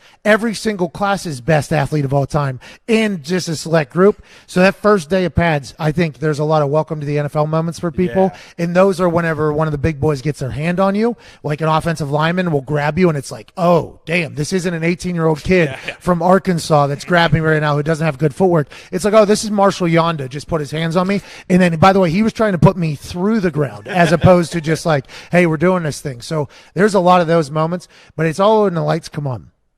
Everything's when the lights come on. And now, some players don't make it to when the games happen, which is a shame. Some people aren't practice players. I was never a practice player. Couldn't do it. Like, for whatever reason, just couldn't do it. And I think it was because I was mentally weak at the time whenever I was younger. So I was in a competition my first training camp with Tim Masthay, who went on to become the Green Bay Packers. Yep. And Tim Masthay was the special team coach's favorite punter coming out. So Bill Polian drafted me. The special teams coach wanted Tim Masthay or Thomas Morstead. Thomas Morstead gets drafted to the Saints before me. So they bring in Tim Masthay to compete with me, and I'd known Tim Masthay. But I knew it was a competition for a job. I had never, like in college, they would bring in kickers, but I was the kicker, the punter, the kickoff guy, and there was really nobody that they were going to be able to bring in. But with Tim, he was very talented. So it was my first time ever going into a camp where I'm like, okay, I'm in competition right now. And I'd have real, like, okay, like practice matters. Like this is a real thing. Like you have to. Soccer was never able to do it. College football was never able to do it. I was never able to get myself into the mindset that it was a game in practice because it wasn't, right? So I was always like that. So now, granted, I was able to outlast Tim because of the wall and the ball and how I was able to kick hundreds of balls every single day. And it just, to be honest, I think that's the only reason why I got the job is just because they kicked us every single day against each other and I didn't fall out. Like I still had strength. And Tim went on to have a great career with the Packers. Yeah. I mean, he was an incredible punter. I was watching him, trying to learn from him while I was competing with him because I didn't know exactly what I was doing. But like that competition thing, if you don't know how to turn it on in practice and you don't get a chance to make it to the game, it can be a real bummer for you. It wasn't until like year 3 or 4 that I knew how to practice and I was able to like put myself in like a position like, okay, here we go. We are up to backed up because there's a lot of people think that all the pressure is on kickers. Punters, think about it. I had a punt against Houston Texans. I think we're up to we're on the 4. Then we got a delay game or a false start. So now we're on the 2 with 42 seconds left. I'm punting out the back of my end zone. Field goal for them wins it, right? So if you hit a shank here, game over basically, let alone if you hit one and they return it at the outside being so like I was able to figure out how to put myself into those positions, but I wasn't able to do it in practice. So then when it would show up in a game, it was like, oh, it's my first time doing it. And that's like the difference between like a practice player and somebody that can turn on in games. But there's some people who can only turn it on in games. And there's some OGs that can only turn it on in games that made it somehow. But if you're not a top 3 draft pick, you have to figure out how to be in practice so that you can get a chance to do it in games. And that's really that fine balance of whether or not you can figure it out. Game mentality in practice seems to be like the hardest thing to do. But all the good players do it. Yeah. Like now, granted, there's a couple outliers, but all the good players take practice serious, and that is something I was way too immature to like be able to see. Like Vinatieri in practice, I mean, it wasn't like a game winner, but if we missed one, it was like worst day of all time. It was like worst day of all time. And I'm like, man, relax. Who cares, dude? Practice. Hey, dude, like, look, that counted for nothing. Don't worry. It was like I didn't get it. And then as I got older, if I would hit a shank in practice, it was like, oh, I just lost the game for our team. Oh, I just set up our defense. You know what I mean? So, and then it was just a really cool way to frame things in your head. And I think Tom Brady talked about that in the Howard Stern interview. And although all anybody took away from that Howard Stern interview was that him and Giselle almost got divorced, if you listen to him actually talk, there was like a lot of like really greats being great conversation in there, and that's the type of stuff. Because hey, Jim Irsay said, "Hey brother, it's all happening on a football field in between the ears, like 3 inches wide. It's the only thing that matters." He was talking about Andrew Luck at that time. Turns out that field is probably much larger, actually. Andrew Luck. We got to get to another break here. 41 minutes after the hour. We got AJ Hawk joining us in 19 minutes from McAfee and Hawk. Cannot wait to talk to him. He's coming down this week, by the way. Oh, let's go. Yes. Yeah, he's coming down. Well, I need some reinforcements. Mm-hmm. I was thinking about this. The last time I was in, and now, granted, say what you want about wrestling. The last time I was in the NXT arena, okay, I got kicked out of there by literally every human. Yeah. Triple H pushed me twice, got booed out of there. So now I was invited back for this upcoming Wednesday. I'm obviously going to come back in there. But if you think I'm walking in there alone, you must think I am an absolute idiot. There's no way. Because who knows what's going to happen? Who knows what would happen in there? Could be an ambush. It's for your own safety, really. It's because I'm smart. Wicked smart. Yeah, damn right. So AJ's coming in with me. A couple other boys too, by the way. Ooh. Yeah. I'm no dummy, dude. Listen, I know people think I'm dumb. I'm no dummy. If it's for my survival, I will figure it out. And if I've been kicked out of a club before by bouncers, I'll tell you what, I'm not going back there alone. I'm not going back there alone next time. We are coming with friends. Do we have a problem here? We don't. Okay, good. You guys can leave if you'd like. Or stay because I think that guy was lying. We're back on the other side. This is Monday, August 17th, the Pat McAfee Show.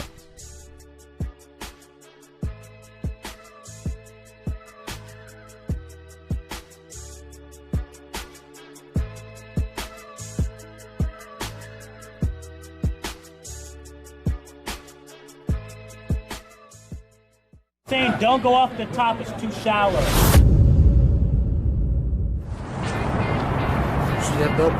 All you're going to hear this stadium do is they put the big paw up, they start shaking it, they go, whoa. Hey, what things are going on,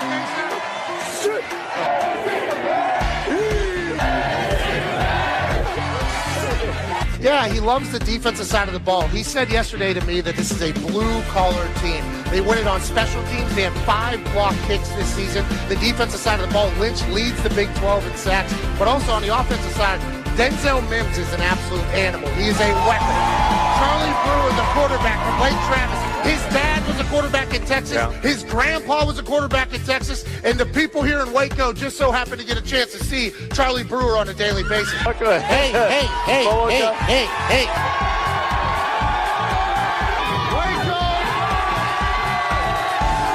Yeah, Boomer here is going to mean a little bit different than what it means on the internet currently. And hopefully here in Baylor, they hope they're not hearing a lot of Boomer sooner.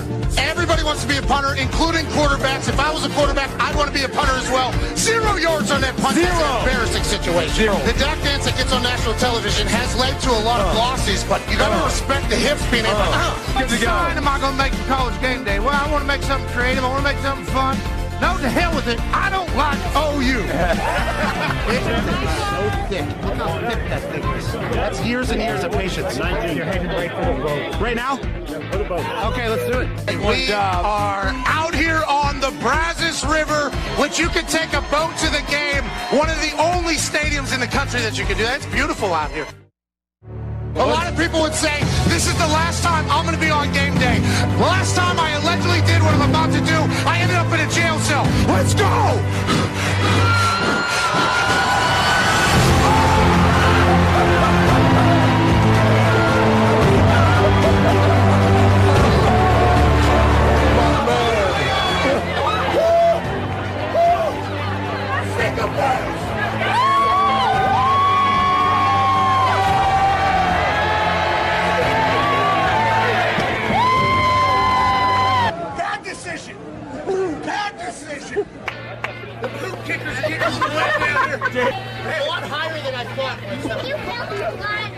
You look like Ric Flair.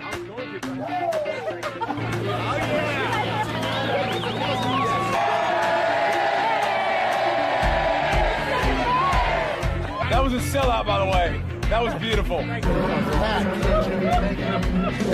the shirts? Yeah, hold on. You need to go get changed before you get sick. Great work, Richard. I'm actually not that cold. Hey, I went for it. My chest hurts.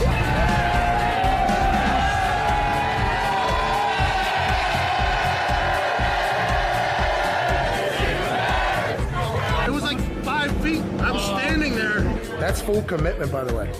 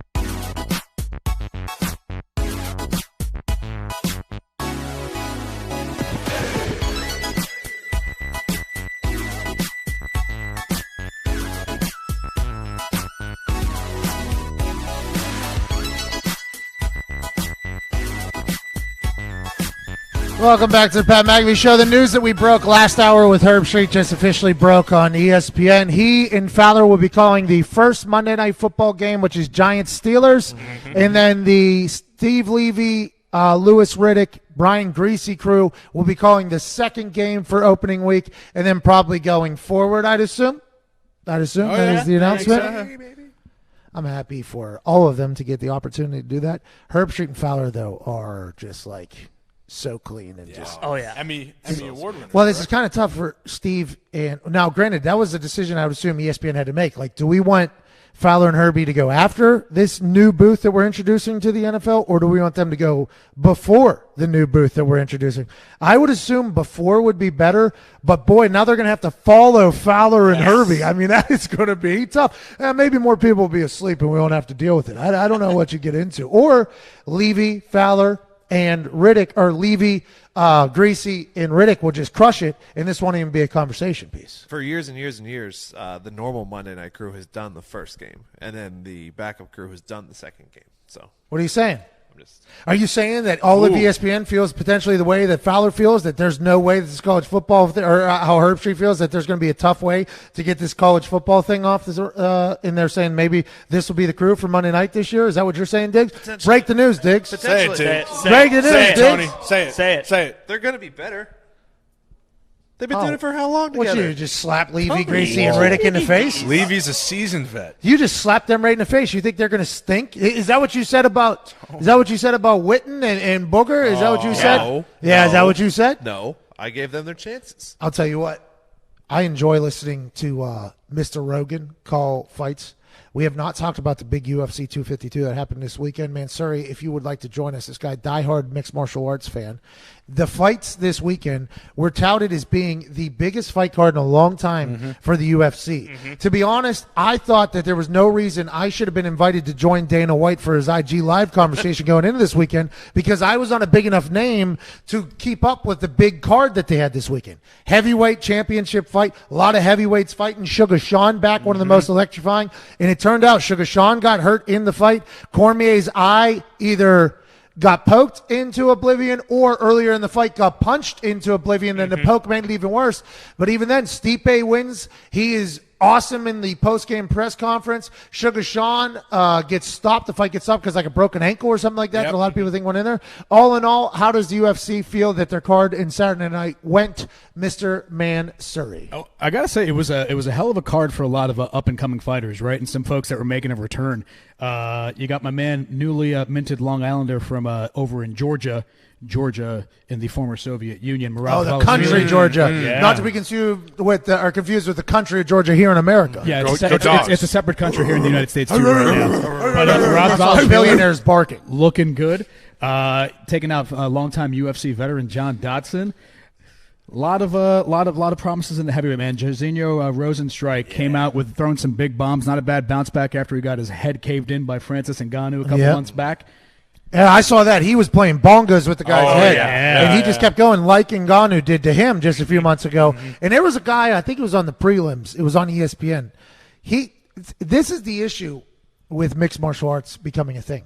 The guy looked very unassuming. He literally looked like a muffin almost. Oh, very pudgy. Very pudgy guy. And if you see him walking through a bar or something, you're like, all right, big shirt on. I don't think he had cauliflower ear. You're like, okay, that guy's a big guy, but let's he could kill somebody if he wanted to in real life. And he was one of the most unassuming body. He knocked a guy the hell out. I mean, it was just it's the unassuming ones you always have to watch. I love watching those UFC fights. I have no idea what's going on. I have no idea the strategy. I've told the story about rolling with Chris Lytle, Mitrione, and the indie boxing grappling. I got tapped out 6 times in 1 minute. They broke both of my arms at one point, and there was a lot of strategy going on there, so I got a lot of respect for it. But when I'm watching, I don't think about all that. I'm like, I want to see these two swinging each other. There's a lot of big swings, but Sugar Sean losing is not good for the UFC. Not good for him and not good for his brand, right? So now there's 2 schools of thought because nothing official has come out yet in terms of what happened.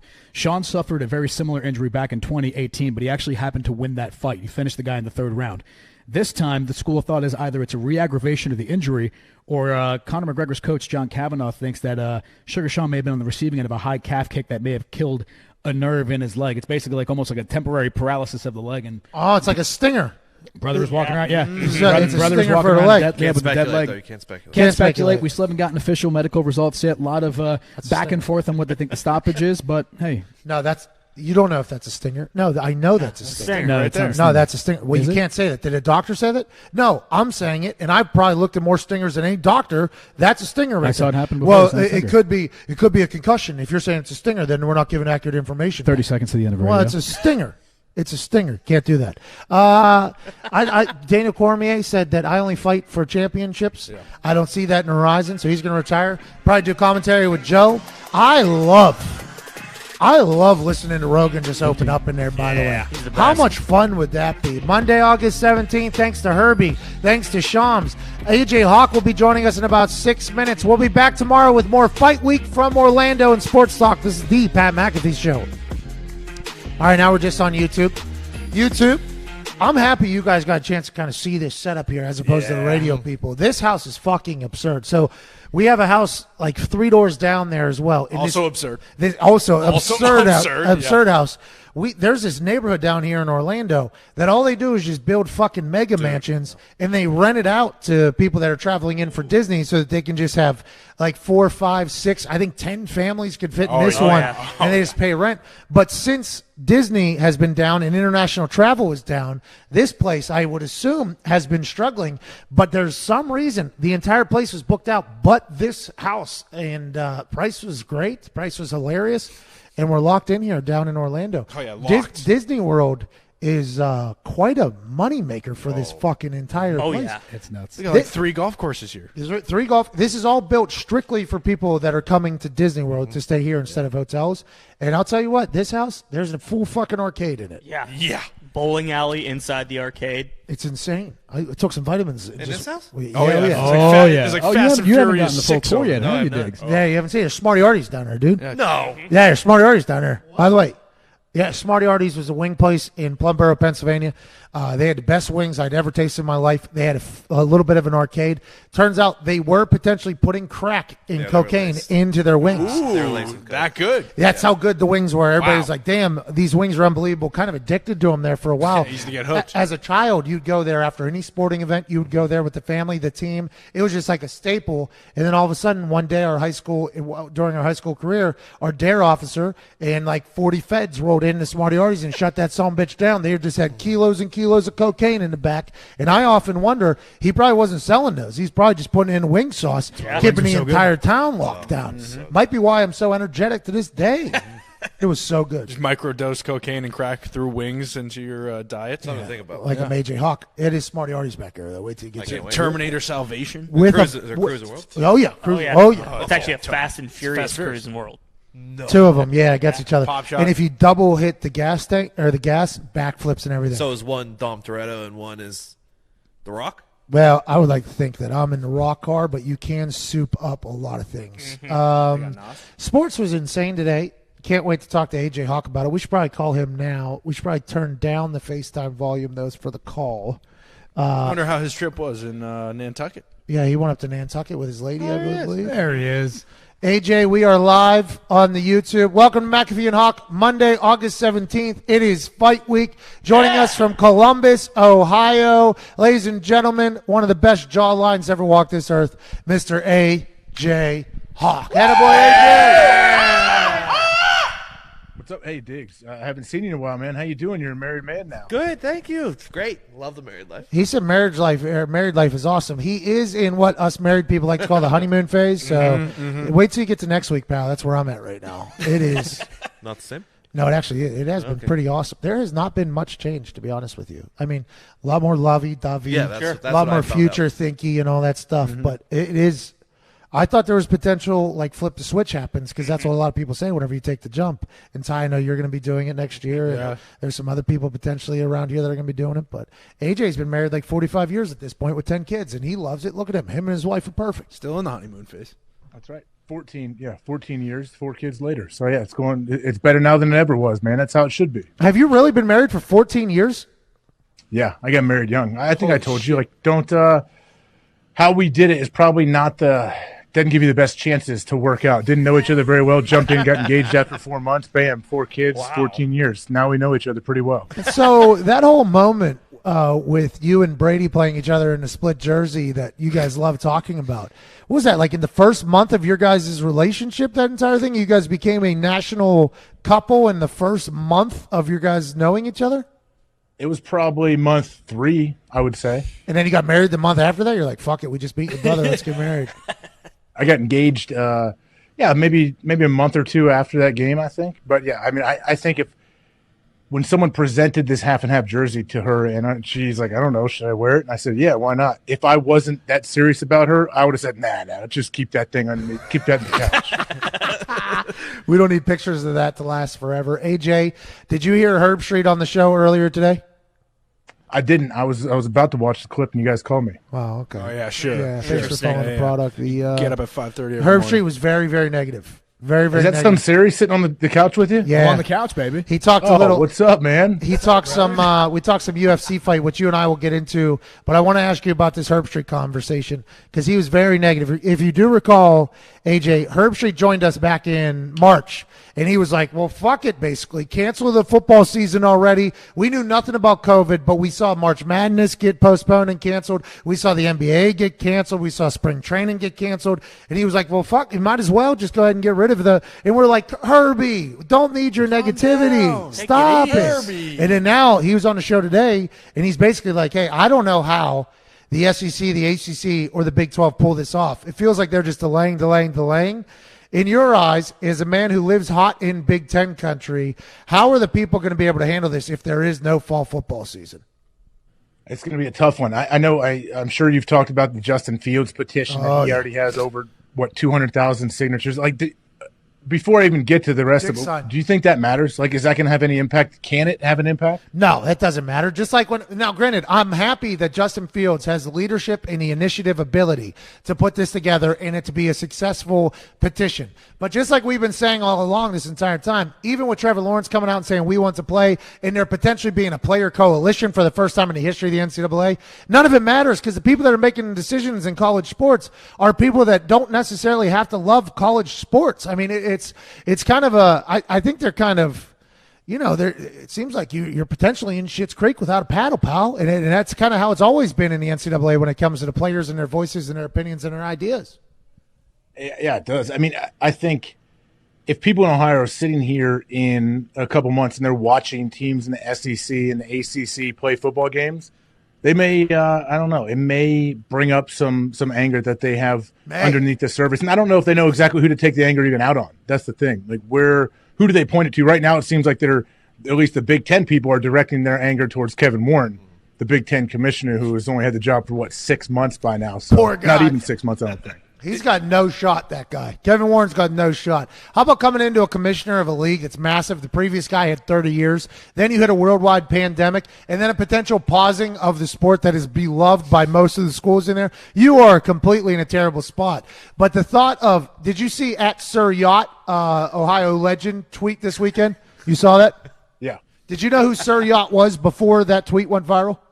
I did not. You kind of put him on my radar. I did not know who the fuck he was either, but boy, he is what we like to call a polarizing figure. I got a lot of tweets from people that were like, thank you for showing love to Sir Yacht without burying him, because, all the people who have insiders right now, if Sir Yacht gets a scoop over them, they hate Sir Yacht. So he was getting bashed by a lot of people, and then I got a lot of people tweet me like, why are you retweeting some troll like Sir Yacht? And then I got other people that are like, hey, Sir Yacht was ahead of everybody whenever it came to football being postponed. Sir Yacht's got high inside sources, even though you don't know about him. I'm like, hey, I'm just excited to see what the fuck happens with Sir Yacht. And Sir Yacht is very much for the brand. The guy has a for the brand shirt and watches the show, so I'm hoping this guy is right. But everybody seems to say that there's no chance any Big Ten teams play in any other conference other than the Big Ten this fall.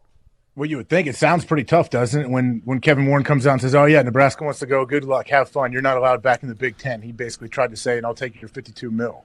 Yeah, but if you're Ohio State, though, you Carmelo Anthony that thing, and you say, hey, what, you're not going to let us back in the Big Ten? We are the Big Ten. How about that? You don't let us back in the Big Ten?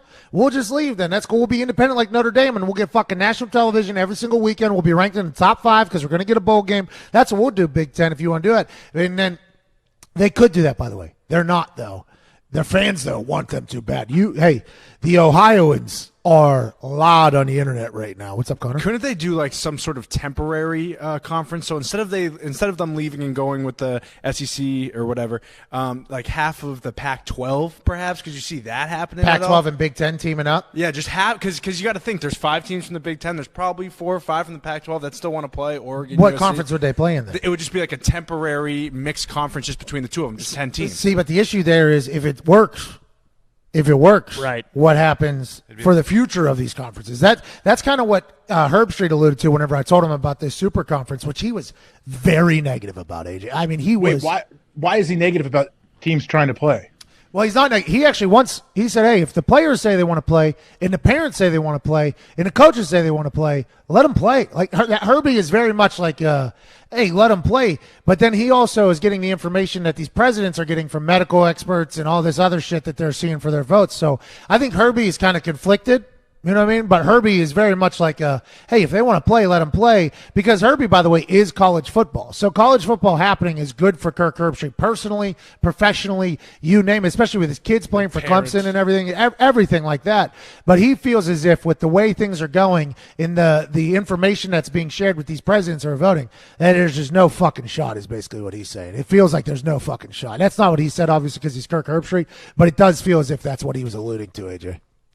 Well, it does feel that way. I mean, I don't know. I think they're going to try to find a way. It's like everyone's going hour by hour to try to figure out, and it has to be a good sign right now that today a lot of NFL teams are practicing in pads for the first time. Like, how weird does that look to see, like, oh, this is like there's a football practice happening, and they're going to be hitting each other. That just seems so just awkward right now. That's what we talked about Now, they asked me, like, is there a special excitement in the air when it's full pads? And I might be wrong in saying this, and our locker room might be different than your locker room.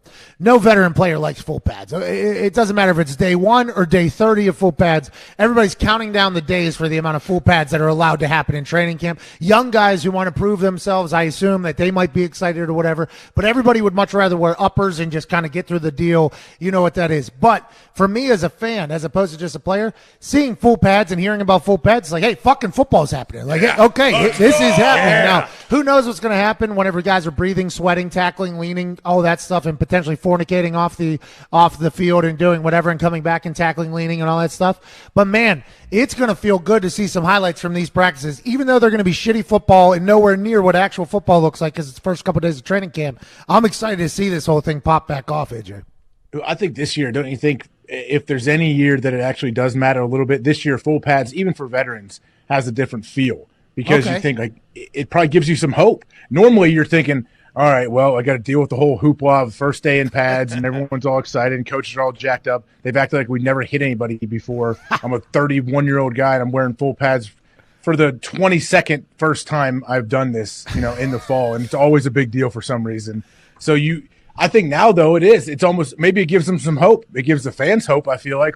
Us watching on TV gives me hope to think, hey, maybe they're going to figure this out. And I think for players, they go out there, they bash each other's skulls in for 2.5 hours of practice. They're sweating on each other. They're incidentally spitting on each other. Some guys pee on themselves. I don't know if that's still allowed in COVID. It's usually on game day for most of my ex-teammates that I played with. They have not said anything about peeing on yourself. No, in baseball, you're not allowed to spit, but you can pee and defecate if you have to, I believe, are in the rules. So piss is still good. Pants. Yeah, piss is still good. COVID can't be not transferred by pee. Dr. Z. Hey. Double negative.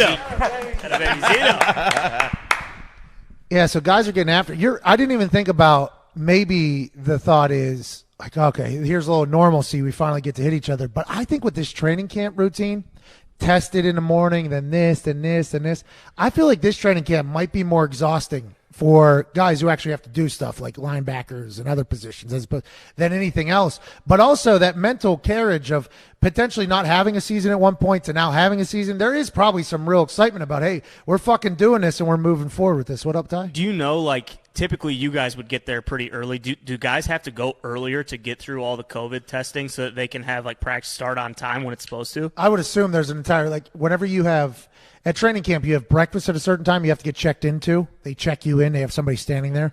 And that's a good person to befriend, by the way, okay, especially if you don't have meetings in the morning that matter and you would like to not have to wake up at fucking 6 a.m. when you don't have to do anything until noon. That's a good person to befriend. Checking guy? Yeah, but they're also just – it's for your health. You got to eat so you have energy and all that. So they check in for there. I would assume there's an entire – allotment as if it's a meeting or as if it's a breakfast check-in, like, okay, testing happens from this time, walkthrough happens at this time. Like, I assume I assume it's just an added thing into the regimen. Would you think the same thing, AJ? Yeah, from everything I've watched, like some of the things will take you behind the scenes and show like coaches over the last couple of weeks what they're doing getting back into the facility. It's just an added thing that you have to build into your schedule. And I'm sure the first 10, 14 days, don't you think there's so many players that are late to a meeting? They're like, coaches are just going to have to understand for right now. There's going to be coaches that have to go through the protocol, and if they didn't get there early enough, they may show up a little bit later. They might not be there for the first team meeting when the head coach is speaking. But, man, I don't know. It'd be cool, though. The best part about this for the players, at least, is that they don't have to stay in a dorm or a hotel. They all get to go back to their homes or their apartments or condos, wherever they're staying, or hotels like a lot of young guys will be in. But isn't there a total, like a max amount of time they're allowed at the facility each day? So isn't it a lot less in-person time for them? I would assume there's some sort of regulations on how much time you get in there, but that's probably being changed as well because of the addition of the time that you have to take to do the COVID testing and all that shit. But you're right. The thought that guys are just allowed to go home at this point, when other years they're not. By the way, other years you're all staying in the same place. Now this year you all go back to your individual homes. Is that, from what we know about this situation, is that smarter or not? Yeah, that's the best part, and it's also the worst part if some guys leave and get it, right? Because there's all those young guys that are on the team. But AJ, remember the Cowboys, they got a bubble hotel down there if you want to go in. You know what I mean? True. And it doesn't matter if everybody isn't in there. Well, it's not technically a bubble then at that point, but there is the option to potentially lock yourself down until you have to go do something, then come back and lock yourself down. It's all very interesting to see how this is going to play out. It's a lot of onus on the fucking players, though. I mean, there is so much onus on the players and the coaches, by the way. Let's not get it twisted here. Those the GAs, what they're called in college, but like little young assistants, they're living the same. They're trying to live the same life as a lot of players. By the way, they don't have anywhere near the money, but they're like 22, 23 years old. They're holding cards up for practice and scout team. They're potentially out there moving and grooving as well. There's a lot of accountability that's going to have to take place, and if the NFL can pull this off, even though the Seattle Seahawks proved that it's going to be difficult with old buddy trying to dress a girl up like a player to get in there, this would be something that should be talked about a little bit more. Is like, hey, these NFL players, when they had to strap in, they were able to strap in instead of strapping up and slinging that dick around. You know what I mean? That's a big deal. AJ, don't you think right now they're fine though, Pat? Like right now in the heart of camp, you're good. The tough thing is going to be once camp is winding down and you make the final rosters. Like, do they still have that little, the last weekend before you start your first game week of practice? A lot of times you have that little day and a half, 2 days off maybe where you're trying to get your final roster situated. Like that's going to be the tough time when people make it. They make the team. They just want to see some other humans for once and be excited about the fact that they're on the NFL roster. I got to travel down to Tennessee, down to Knox Vegas with the sheriff those weekends. Boy, that was a good time. What would you guys do? What's his reception? We go to a game. We went to a game.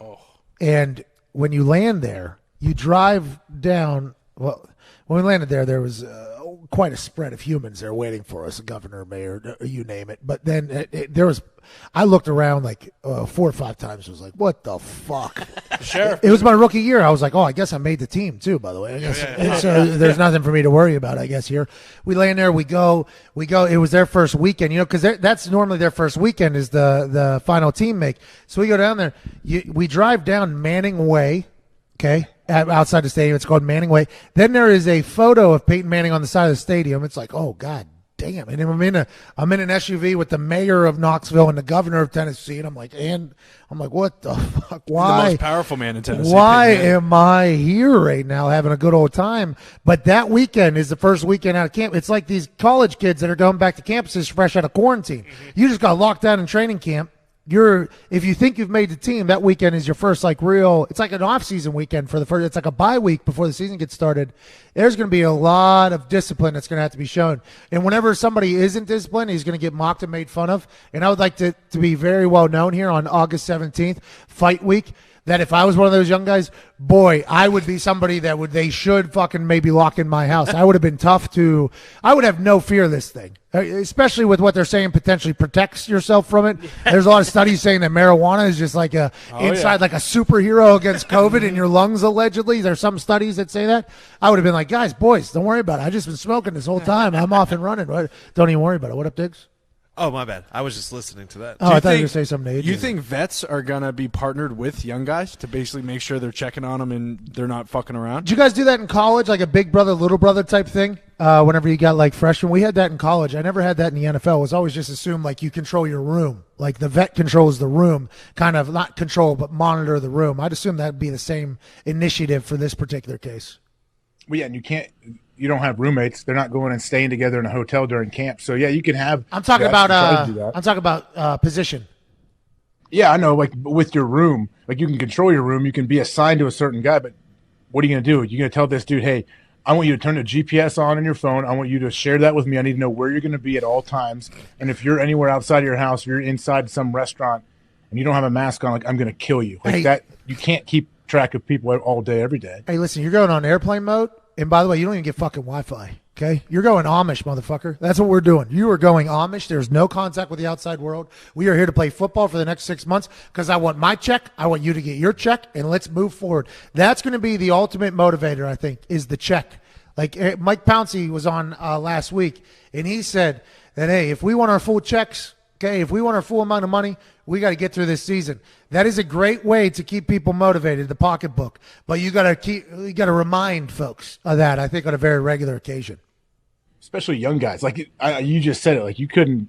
Like how would you have trusted yourself back then? Your first 3-4 years in the league, and I don't think. Like I understand why guys probably feel like, hey, I'm good. Like I'll be fine. I can go pop in here, pop in there, figure it out. Like, I'll be all right. And you're good until you're not good. That's the problem. So it seems like players are taking a lot of responsibility on. And I mean, I guess it'll be a little bit of a test to some of the veteran teams, like the veteran leadership. Hey, do I truly like want to be accountable to these guys, and will I sacrifice some things I may get off the field? And you know what? Just hang back, and hopefully it all works out. I mean, that's what it seems like is happening right now. But I mean, there's a long time for these guys to have to kind of stay hunkered down when they're not at the facility. I don't know if there's a class for being locked down for 5-6 months. No. I don't know if there's a class for prison. And by the way, you just got in the NFL. You just got money for the first time in your life. You are living in a city where all your boys do not live. I mean, it's just that's quite an onus that we're putting on them. But hey, you don't fucking do it, we're going to make fun of you very heavily for not respecting the shield, not respecting your teammates, and being a wild, out-of-control human being who can't be trusted with anything. And by the way, you'll probably never be back in the NFL again. That corner from Seattle, probably never going to get a shot again, that guy. Yeah. Which, I mean, trying to sneak somebody into the hotel to potentially, spoil Mr. Unlimited's opportunity there. On. I mean, that's a much different thing than if you were to go out and bounce around. But this is going to be tough for the fucking NFL guys. The college kids, I don't know. Impossible. College me, and I'm looking out the door of my house, and there's just a shit show happening everywhere, and I'm like, nope, that's not doing that. Can't do it. Not going to do it. And by the way, what if somebody at that party that was next door gets it? Then they trace contact. What? Because I was in the area. Like who? I don't. The more and more Herb Street talked earlier, the more and more I was like, yeah, they got no fucking shot at college football. No chance. Did you see those Hey, what lines? would you do? Hey, Pat, put yourself, say you were going into you were in your senior year at West Virginia. You peek out your front door, you see a nice little party happening out front. Oh, hey, this is cool. Oh, hey, free vitamins. I might have to check it out. No, can't do it. Got to pull myself back. And then you see another starter on the team, one of your teammates who you like, he's in that with that crowd. Do you yell at him and you don't want to bring him into your house because then he'll give you COVID if he picked it up, or do you just say, hey, I'm in, bud, and you just tap yourself in and you just enjoy it with him and the crew the rest of the night? How close is he to me on the team? Is he in my world on the team, or is he? He's not a specialist, but he's a guy that you hang out with occasionally. Well, if he ends up getting it, I'm going to get locked down anyways because contact. So I'm going with him to be a good teammate. By the way, accountability buddies. Yes, hey, I'll make sure you have your mask on, except for when we're bonging beers and hitting bongs, and then you make sure I do the same, and we'll get through this together. And then we just act like this never fucking happened, and just hope nobody takes any pictures of your big ass crowd surfing potentially here in about 15, 20 minutes. It would be difficult. It would be very, very difficult. And everybody has said that there's no way these college students are going to abide by these rules with social distancing and stuff. And everybody's, the college kids, they want to get their degrees. They'll take care of it. First weekend of some campuses opening up, it is right back to normal. It doesn't even exist down there. No. And I'm very intrigued to see how. And AJ, here's a question I had earlier. How come the regular students are allowed to do whatever the regular students want to do, but the players aren't? Are they not now treating the players differently than they're treating the regular students? Which isn't that an NCAA violation because you're treating the players special as opposed to the regular students, AJ? Riddle me that. Riddle me fucking that there, pal. You stumped me, man. I don't have an answer. I mean, you're right. It's such a factual statement. But are regular students, I shouldn't say regular students, just non-NCAA college athletes that are attending a school, are they allowed to do whatever they want? Like they what still did you just call them, Connor? I said NARPs, non-athletic regular people. Oh, I thought you called them mutts. I was like, no, why are you? No. There's no reason. No.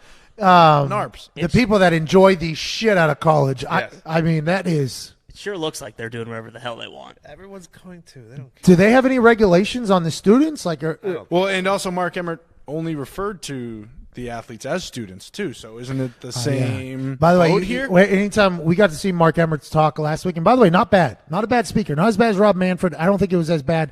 I did gain a little bit of respect for Rob Manfred during that entire speech, but you could tell that big code trigger words in the NCAA building is you don't refer to them as anything other than students. And he was talking about the athletes. We got to make sure we're safe enough for the students to play and blah blah blah. It's like why don't you say the generators of capital? Yeah, the part that makes you billions. Can you say the workers? Can you say that? Or no, students, of course it is. Let's move to the UFC fight this past weekend. Did you see the fight card 252 at all, AJ? I know you're a big mixed martial arts fan. Yeah, I saw most of it on replay. I got it and was not able to stay awake for it, and saw it the next day. I don't know. By the way, when I was on with Dana White live on his IG to hype up the weekend, obviously, congrats. Yeah, how'd that go, by the way? I didn't get to see it. Well, the biggest issue here is everybody knows my house, not this house. This house has 5G internet, which I need to get in my fucking house stat. I need to get this internet to my house stat. My house has no internet. The day of the draft, the last day of the draft, it has internet, but it's just so shit, and there's no phone service because I'm out in the middle of nowhere a little bit. So it's been quite a problem. I mean, it has been quite a problem for me. Posting things, especially when you run an internet business, not having an internet at your house is problematic. So we kind of got to fix a little bit. But I was supposed to go live on the last day of draft with Hot Rod, Rodrigo Blankenship, the kicker for the Georgia Bulldogs. I was supposed to go on ESPN NFL's live account with him for like 5-10 minutes going into draft day to ask him how he's feeling, because everybody was presumed that he was going to get drafted. I couldn't get connected to the fucking internet on my phone to do IG live like 5 minutes before it happened. So I couldn't even get on the thing to do the interview, which by the way turns out to be good because he didn't end up getting drafted. So I assume anything that he would have said there would have got shoved in his face. He's now with the Colts. He's in competition with Chase McLaughlin for the kicking gig. I'm excited to see how that works out. So this was my only other time trying to do Instagram live, was this one. And I was at my house, and he tweeted or Instagram posted it was going to be at 5:30. Turns out it happens at 5. Okay, so I get a text message in the middle of my Stairmaster climb. No big deal, climbing these stairs. And they're like, hey, are you good to go in a couple minutes? I'm like, yeah, sure, let's rock or whatever. So now I have to find one spot in my property that has good service. So I find this one little piece of the driveway that had 4 bars as opposed to 2 bars everywhere else. I get on there. He's connected. I try to connect to him. And Dana leads off with saying, oh, shit, it's not connected. I'm like, oh, no, it's going to happen again. We get connected. 6-minute conversation. I dropped that asshole Ariel Hawani's name in there. I predicted it would go to a decision, which was right, but I said Cormier would win because of his retirement. Turns out Stipe, monster, animal, great guy, Ohioan. He is the heavyweight champ. Can't wait to see who's next for him. But I enjoyed the hell out of talking to Dana White. I think he enjoyed it a little bit too. The last time he did this for UFC 251 or whatever, Lil Wayne was the guest. So quite a drop down, and I told him that immediately that I should not be on this call. But I think he enjoyed the conversation. He's a legend, that guy. Oh, I'm sure he enjoyed it. Are you kidding me? What do you think? How do you like Stipe's hair? He grew it out a little bit. Remind you a little bit of when John Cena grew his hair out and started wrestling again. See, I did not know that Stipe normally had short hair. I did not know that. So when I saw, because I think I saw him with a hat. I think he had a hat on at the Columbus, Ohio State College game day thing. He was, by the way, such a gentleman there. He crowd surfed with me at that thing. I mean, it was awesome. But he walked in. When I saw him in the weigh-ins, he just looked massive and lean, and he was so much bigger than Cormier. And then he hit him with that shot early, and they think that's what messed up his eye. And then the poke later obviously ended that cornea thing. But I was wondering this, because Dana and everybody was like, it wasn't the poke in the eye that got the eye. It was a punch earlier that kind of offset it, and then the poke happened. I would assume there's a lot of those feints, like you're kind of squaring the person up. And since Cormier couldn't see out of that left eye, now this is not me speaking for Cormier, and Cormier hasn't seen this, that left little arm there as like a judge of how far he is or whatever, I would assume normally the head moves with that from Cormier. But since he couldn't see anything in there, that thing went, 3 knuckles deep in his eyeball, and then it was over. He fucking couldn't see a single thing. Stipe, the fireman, gets a big win. I mean, I guess it's a bit controversial, but you're right. He got caught with a shot early, but you just look at that picture. You tell me, okay, that obviously affected him a lot, but it goes back to the old argument. Everyone's always talking about the UFC needs to get new gloves because guys are always reaching out, gauging distance with that little jab hand. John Jones, it happens all the time. I think it's just sometimes it's just a habit on how they kind of how they move, and your fingers are extended, man. You're going to catch them. I think if you got a couple like nails right into your eyeball and scratch your cornea with your quads. What are you doing? Well, I wanted to show you what I watched John Jones do. These shorts are obviously pretty tight around the thighs. I'm getting pretty comfortable there. But a lot of conversation about that guy from the Packers, by the way, with his quads. A.J. Dillon. Yeah. They look good. Those look good. Allegedly, Connor said he tackled that guy in high school. The clip is coming. Don't worry. I watched John Jones, though, in Baltimore. I forget who he fought. He did the entire Ray Lewis entrance or whatever. I mean, it was fucking electric in there. I watched him just hold a guy's head like this for, I think, 3 rounds. Just held a guy's head like this. And as soon as he let go, elbow to the guy's face and then right back to his head. Then elbow to his face. I think he could have ended it maybe 10 seconds in. He was just toying with the guy because it was his first fight back. But that's a big – you see a lot for the 1-2. There's like a lot of like It's almost like a gauge where he's at. Okay, bang, we come in over the top. And that one just so happened to go right in the suckle. And he was eating. Stipe was throwing right, so that was the eye he couldn't really see with the right hand. So I mean, he really was fucked. Hey, now to DC's credit, in the first round, he had Stipe. Oh yeah, he had him. He had a bit wobbly. A bit wooble. Let me wooble back to me corner. You know, and if he would have got him, I think he potentially ends it. But those guys are two fucking warriors. A lot of big boys swinging hands at each other on Saturday night. A lot of big hands being swung. Yeah, and then do we need Sean. a fourth one? That was their trilogy. Do we need to see a fourth fight now just because the eye poke kind of threw us off? Cormier said he will only fight for championships. Doesn't see that coming in the future. I don't know if Dana White's going to be pushing that either. I would assume they move to the next one. I would like to see Cormier just do fucking commentary, though. He's really good on He's that. phenomenal on commentary. I'd say the hot one, though, that got everyone talking as soon as the DC-Stipe fight was over, John Jones jumps right on his Twitter. He's ready to fucking go to heavyweight, man. He's been dying for it. And then what's-his-face told him the waiters. Ngannou said, you need to wait your turn. I got next. If we got Ngannou and Bones or Stipe and Bones, I am here for it. And if you're Bones, by the way, you've probably been eating a little bit, lifting a little bit while you're time. You're like, I'll go up to heavyweight. Sure, fucking what? I don't have to cut 30 pounds anymore. You take a look at his IG, man. Jones he's gotten really heavy into Olympic-style powerlifting. That's what got me here, by the way. Big squats, deadlifts guy. He's trying to bulk up, man. Put some weight on those chicken legs. Hang clean, power clean. Bones, what? He's like six fuck ups away from being the greatest fighter of all time. Yeah, pretty much. That's basically what it is. Like just great. By the way, I got a chance to, after that fight where he was just toying with the guy, I got a chance to party with him and the family, the after party and everything. Very nice man. He just seems like he gets into situations that are not great for him in his career or for the UFC. That was a guy at one time, AJ, I thought he could do the Floyd Mayweather and sell out his own fucking pay-per-view if he wanted without the UFC whenever he was going. Because remember, he was a Nike athlete. He was on the cover of he was John Bones Jones was household name in UFC, and there wasn't a lot of household names. I thought there was a chance he could become his own businessman. He obviously stayed with the UFC, kept doing his thing, fucked up a couple times. If he gets back in there, that's only good news for the UFC. I think how good he was almost like a detriment to his career because he just cleaned out that division and made those fights look so easy that it was like, you know, I mean, it seems like anytime he fights now, it's like, okay, yeah, John Jones is going to win. Zito just sent me a picture. Turns out Stipe did not have a hat on at College Game Day. He did have short hair, and I was talking with him face-to-face. Fact-checking, baby. Fact check by Zeke. He was a good guy over there. I hope Bones gets back in, though, man. He was awesome to watch. UFC needs those guys. Like, the big fights are the ones that, you know, at least me, like, I only watch the big ones. I'm not going to watch the one every week. Sugar Sean just lost because of a potential nerve getting kicked out in his shin or a hurt ankle, and he couldn't plan on it. That's a big name that everybody was starting to love. Then you got the Street Jesus. Masvidal. He lost, taking the fight last minute, basically did not look his best. Conor McGregor's not fighting this year. Now granted, Dana will figure it out, and people are watching UFC fights because people love it, but they do need their big names to continue to go on a run. And Sugar Sean getting hurt was kind of a bummer, AJ. Yeah, every time Sugar Sean seems like he's always like on the cusp of becoming a superstar. So yeah, it sucks that this happened to him. I mean, he's like the people's champ already. The dude has different hairstyle and dyes a different way. Did you see? Was it true he dyed his hair the same colors as the flag of where Marlon Vera's from? Yeah. He's from Ecuador? Yeah. Did anybody ask him how fucking hot it is down there? Because I've never met anybody from Ecuador, but all I've ever heard is like, oh, you think it's hot? You should be fucking Ecuador or whatever. I'm like, well, I've never been. I've never met anybody there. I've heard that's the hottest place on earth. Right on the equator. Yep. But turns out Death Valley had the hottest days in the history of existence, I guess, here the last couple of days. What was it? 130 degrees yesterday. 130 degrees in Death Valley, AJ. Don't go over there. I like to stay. But it feels good in Orlando. No humidity, right? I'll tell you what, pretty thick, but we're inside now. If you do see, we did learn from our mistakes whenever you were down here for a couple of days, which, by the way, I heard you're coming back down Wednesday, right? Yeah, most likely, yeah.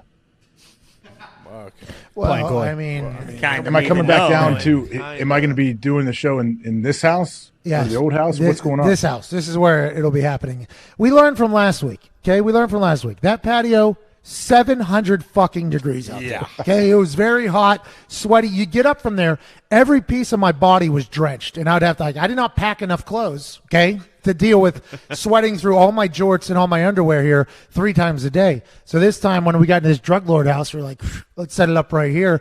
5G internet on this fucking thing. It's bad. I mean, AJ, we are living high society for this fight week, but I need you to get my back when I walk back into the building that kicked me out of there. This is just, I talk about this during the show. It's like, I've been kicked out of a club or a bar before, and by the bouncers. The next time I'm going back there, I'm not fucking walking back alone to all these bouncers. I've got some friends. Am I? We cool? Are we cool here or not? We cool? We're cool. And if they say yeah, I still don't trust them because they might be fucking lying. It might be a problem. That's what happened the last time I was in NXT building. They invited me back here on Wednesday. I got pushed out of there by Triple H and all their fucking wrestlers. I need to bring some of the toughest people I know. That's why I asked you in your jawline. So if you don't come, potentially dead man Wednesday night by an entire fucking building. You ever think about that? Well, yeah, I'd love to see it. What do you? You'd love to see it. Oh, okay. You'd love to see it. What the hell's wrong with you? Where's the support? So the wrestler Adam Cole, he's the guy who punked you in your studio. I know that, but he has a crew of his guys. What are they called again? The Undisputed Era. Oh, so you need help. You don't want the Undisputed Era jumping in. And listen, I'm not scared. I'm not scared of the Undisputed Era. No. Okay, they can all get it. They can literally all get it. But now, whenever you're talking about Triple H, 2 hands on my chest, push out. I watched it. I was proud of you for not falling down. Athlete, by the way. And also, a couple times I was like, "What the fuck? Am I supposed to?" Does this guy? Hey, Cerebral. Does he need to get it? You want this guy? You want one of these, huh, pal? You want one of these as well? But I get out of it. It wasn't just them. Like, it was the wrestlers who were the audience. They were all telling me to get the fuck out. I mean, it was like, it was maybe How do you know? Like, you think they were probably, like, they genuinely hate you. They probably don't like you showing up. Yes, they genuinely hate me. So does the wrestling community. That's why I'm not walking back in there alone. That's why I asked you to come, and now it's all of a sudden, maybe I'd like to see it, he said, by the way. Yeah, I'd like to see it. Well, I'd like to see you just go fucking in there and die. He's one of those WWE guys. Despicable. I'm surprised. Honestly, like, did you, in that moment after you kicked old buddy and Triple H pushed you a couple times, did you, like, it had to cross your mind, like, hey, I should probably push this dude back, right? When Triple H pushed me? Yeah. Yeah, but there was a lot of looking around. There was a lot of, like, I was, like, looking around. Because you got to remember, that's Mr. H's business down there. So those are all his people. And if you've ever heard him, like, talk for NXT, it's like, we are, and like, he is the colonel. He is the general of that whole thing. So when he pushed me, I was like, what the hey, fuck you, pal. Obviously, first thought. Then he pushes me again, and I look around, and I see demon eyes from everybody in there was ready to run through a wall to kill me. Once Triple H pushes me, it's like, all right, I've been in this particular setting before at a couple house parties and clubs before. I need to go ahead and get the fuck out of here. But I need to do this gracefully. I can't look like a bitch, but I do need to get out of here. That's why you heard one last yell back. Very unprofessional, just so they know that I got like the last word as I got out of there. But it was a weird feeling. Haven't felt that way since like a house party that I got kicked out of for doing whatever I could have potentially done. It was very, very weird, Mr. Hawk. I can see there's a lot of confusion. And the thing, too, I think, so I would assume Triple H is like much like Vince McMahon. Don't you think a lot of things have happened over the years where Vince, he planned on it and it happened, but he's like, okay, good, I'm rolling with this. This is a great storyline. Say somebody hit Vince or someone wanted to do something to him. He's like, he's more than happy to be the guy that gets hit or looks bad. Like, isn't Triple H the same guy? Like anything for the show, anything to make it a good show for everybody? You would think or hope, but then he goes on Get Up the next morning and starts talking shit on me. Then he went on Get Up the next morning. And he starts unloading a bunch of shit talk on me. And then he goes, I'd like to officially challenge for Adam Cole, or Adam Cole would like to officially challenge for a match. It's like, all right, here we go. Like, we're doing this. I guess we're doing this. And now, fresh off a wedding, in the best shape of my life, I'm walking back into that building, and I assume you're going to be with me. If not, maybe I'm not walking back into that. But I assume you're going to be with me. I assume you'll make it happen. And then we got fight night on Saturday. Hell yeah! Hell yeah! I can't wait. Like, so it's fight. I love that it's fight week. You're basically Conor McGregor. Conor always rented those sweet houses in Vegas. Yep. That's exactly what you're doing right now. That's actually what I said to the boys. I was like, listen, in the house, okay, we got only meat, no carbs. Mm-hmm. There's no sugars that are allowed to be in here. I'm in the best shape of my life. We got 5-6 days here. Need to keep COVID out of here. Get tested before you come in here. Need to be in great shape, ready to go. Because I can't just go in there and lose. Like, that is not something I can do. Literally, there's not something I can do. Even, like, worse than even just losing. Like, you can't go in there and gas out after a minute and a half and look tired and look like you don't know where you are. Now, that is something that I have been very weary about. I mean, I don't think you need to just throw my. I would be very that weary. out in the universe. That is, These there's guys are professional wrestlers, done it for years and years and years, and you think you're going to jump in there and have like a 15-minute match with a professional wrestler? And his What do you think the Stairmaster's I don't think been it's for? going to be 15 minutes, by the way. I think it's going to be 1 minute. You know what it's going to be? Boom, boom, Adam Cole, bang, boom, sleep, night, pin. I'm out of here. Boomby, I don't give a fuck. I'm undefeated. That is the plan. You know how Mike Tyson prepared for, what, 30 seconds? That is what I'm preparing for. And if it goes past that, maybe not good for me. I mean, maybe. It's all a bonus after that. Maybe not good for me. What's the matter with you, AJ? Yeah, what is the matter with him, Nick? Seriously. What is the matter with AJ, Hey, Nick? listen, I don't know what's wrong with this guy, but if you need someone to go in there and crack some 5'2" skulls, See? I'll do whatever it See, takes. Nick's coming. Okay. See, Nick's coming. He's an Italian. He'll fucking throw hands with anybody for no reason. He will. That guy, I've seen it. What is Nick? Is Nick an Italian with nothing to lose? Is that how you described him once? Yes, yeah, that is. With nothing to lose, who's ready to throw hands whenever he has to. And that, by the way, not wrong. that's a guy I need on my team right there. Hell yeah. Hell yeah. Hell yeah. Well, maybe. You know what? I've started to warm to the idea of trying to help you out against these little people. AJ. I mean, Wow. AJ, they're 5'2". Little guys. I mean, Wow. they're little guys. It's not about that. We're not It's about, remember, we're talking about the entire club. We're not talking about just the bartender. Okay, we're talking about I got kicked out of there by everybody. Everybody. I can't really help you with Triple H. I don't claim to want to help you with that. Yeah, but he's a businessman. If I walk in there with people, he's not going to cause a scene. I think the emotions kind of got a hold of him that last Wednesday or the 2 Wednesdays ago or whatever. So, anyways, can't wait to see you on Wednesday. We'll be in this house. So you are coming, right? Yeah. Yeah, I'll be there later. Attaboy, AJ. There you go. AJ Hawk. AJ Hawk. AJ Hawk. AJ Hey, so what are you guys doing down there all week? Don't worry about it. It's fight week, dude. Fight week. I'm training, Preparing. doing the show. So, like, I assume, like, whenever I Laps in a stroll into that gigantic house that you're renting, like, you'll have masseuses working on. You'll just be laying on a table in the middle of the living room, getting worked on, having all kinds of weird treatment happening, like it's a legit fight week. Foxy, cut to the movie theater, please, where you're at. We'll be watching film in there. Yep. Okay, so this is the thing that I don't think that wrestlers know enough about. Like, I was very lucky to learn how to watch film and how to break things. We'll be watching film in the theater. Okay, will there be But wait, are you watching Adam Cole's previous matches, or are Yes. you watching like some of your idols and how they handle it? Well, good call. Probably both, but I will watch his failures. So I'm a big fan of watching other people's failures and how do we duplicate that. So we'll be watching film of his failures in there. There'll be a chiropractor in here, I assume 2-3 times this week. There'll be a massage therapist that comes through here. I'll be swimming laps in that pool so we don't get any more impact on the legs or on the joints or anything like that. Nice. And it's basically, let's just keep myself contained down here in this own little world so that when Saturday comes, I'm the best me so that I don't walk out of there a little bitch and a loser. That's all I'm trying to do in this whole thing. That's all I'm trying to do down here. Hey, I'm with you. I get it. If you're going to do it, man, do it. Don't just half step in there. So I feel like you're all in. You're renting a house for probably, I'd say, upwards of $50,000 for the week that you're renting. Flying down private, bringing the boys in, bringing people around. You know what? Hey, I get it. Do it right, man. You gotta spend money on yourself if you want to be great. I would like it to be known that I flew Southwest down here. Yep. Direct. Same, direct flights. Direct. By the way, a lot of people don't talk about me flying Southwest anymore. Common man. Thank you. I was part of the cattle that got in there. I was A3, of course, but I was I did come in. You know what I mean? And A3. How'd you get that? Basically a private flight. it was very expensive. 6 people. But there was next to nobody on the plane but A1 in front of my lady and I.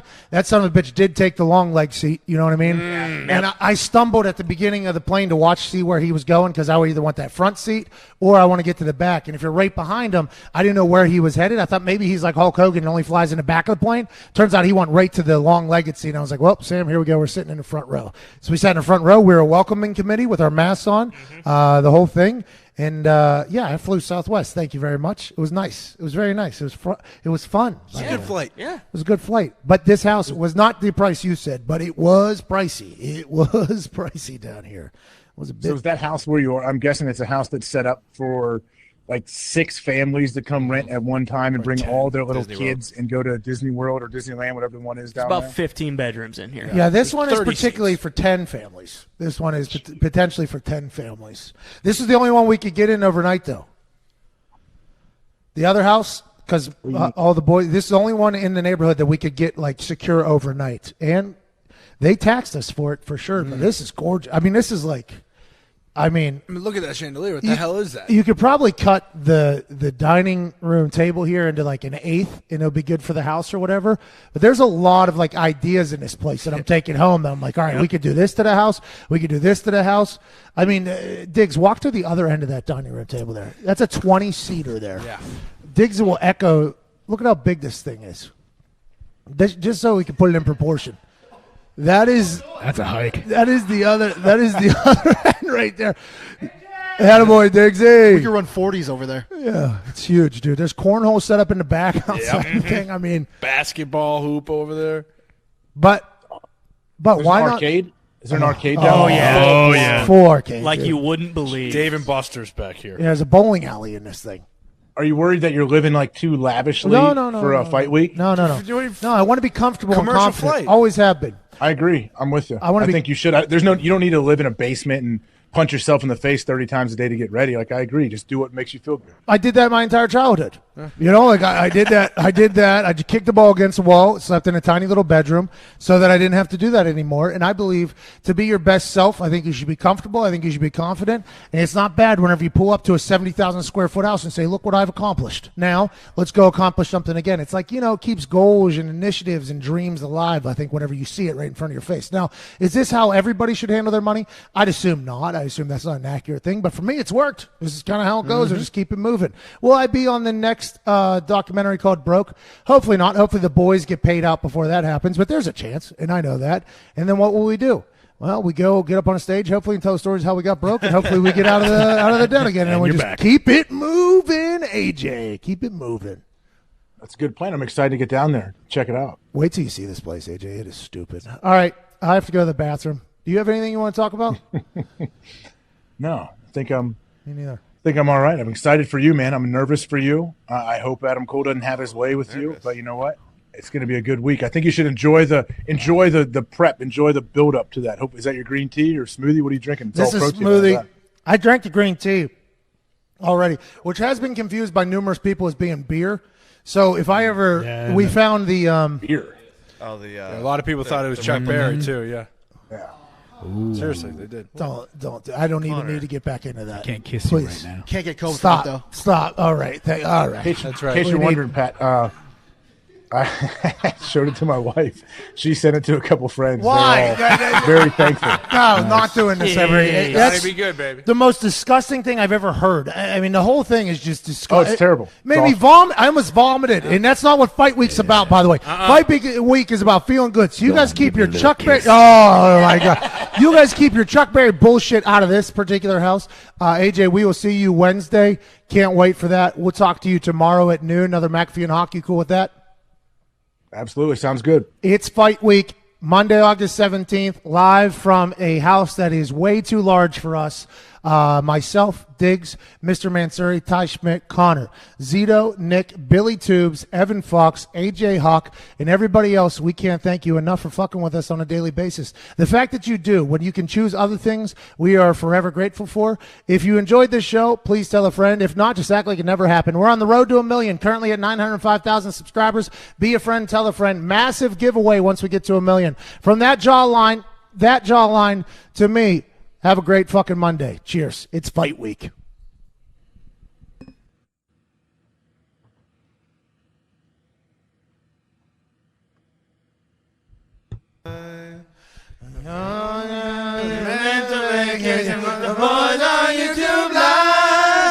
It's McAfee and Hawk.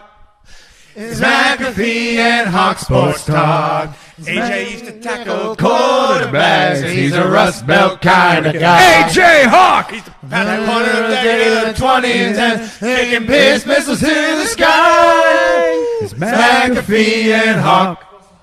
It's McAfee and Hawk Sports Talk. It's McAfee and Hawk Sports Talk.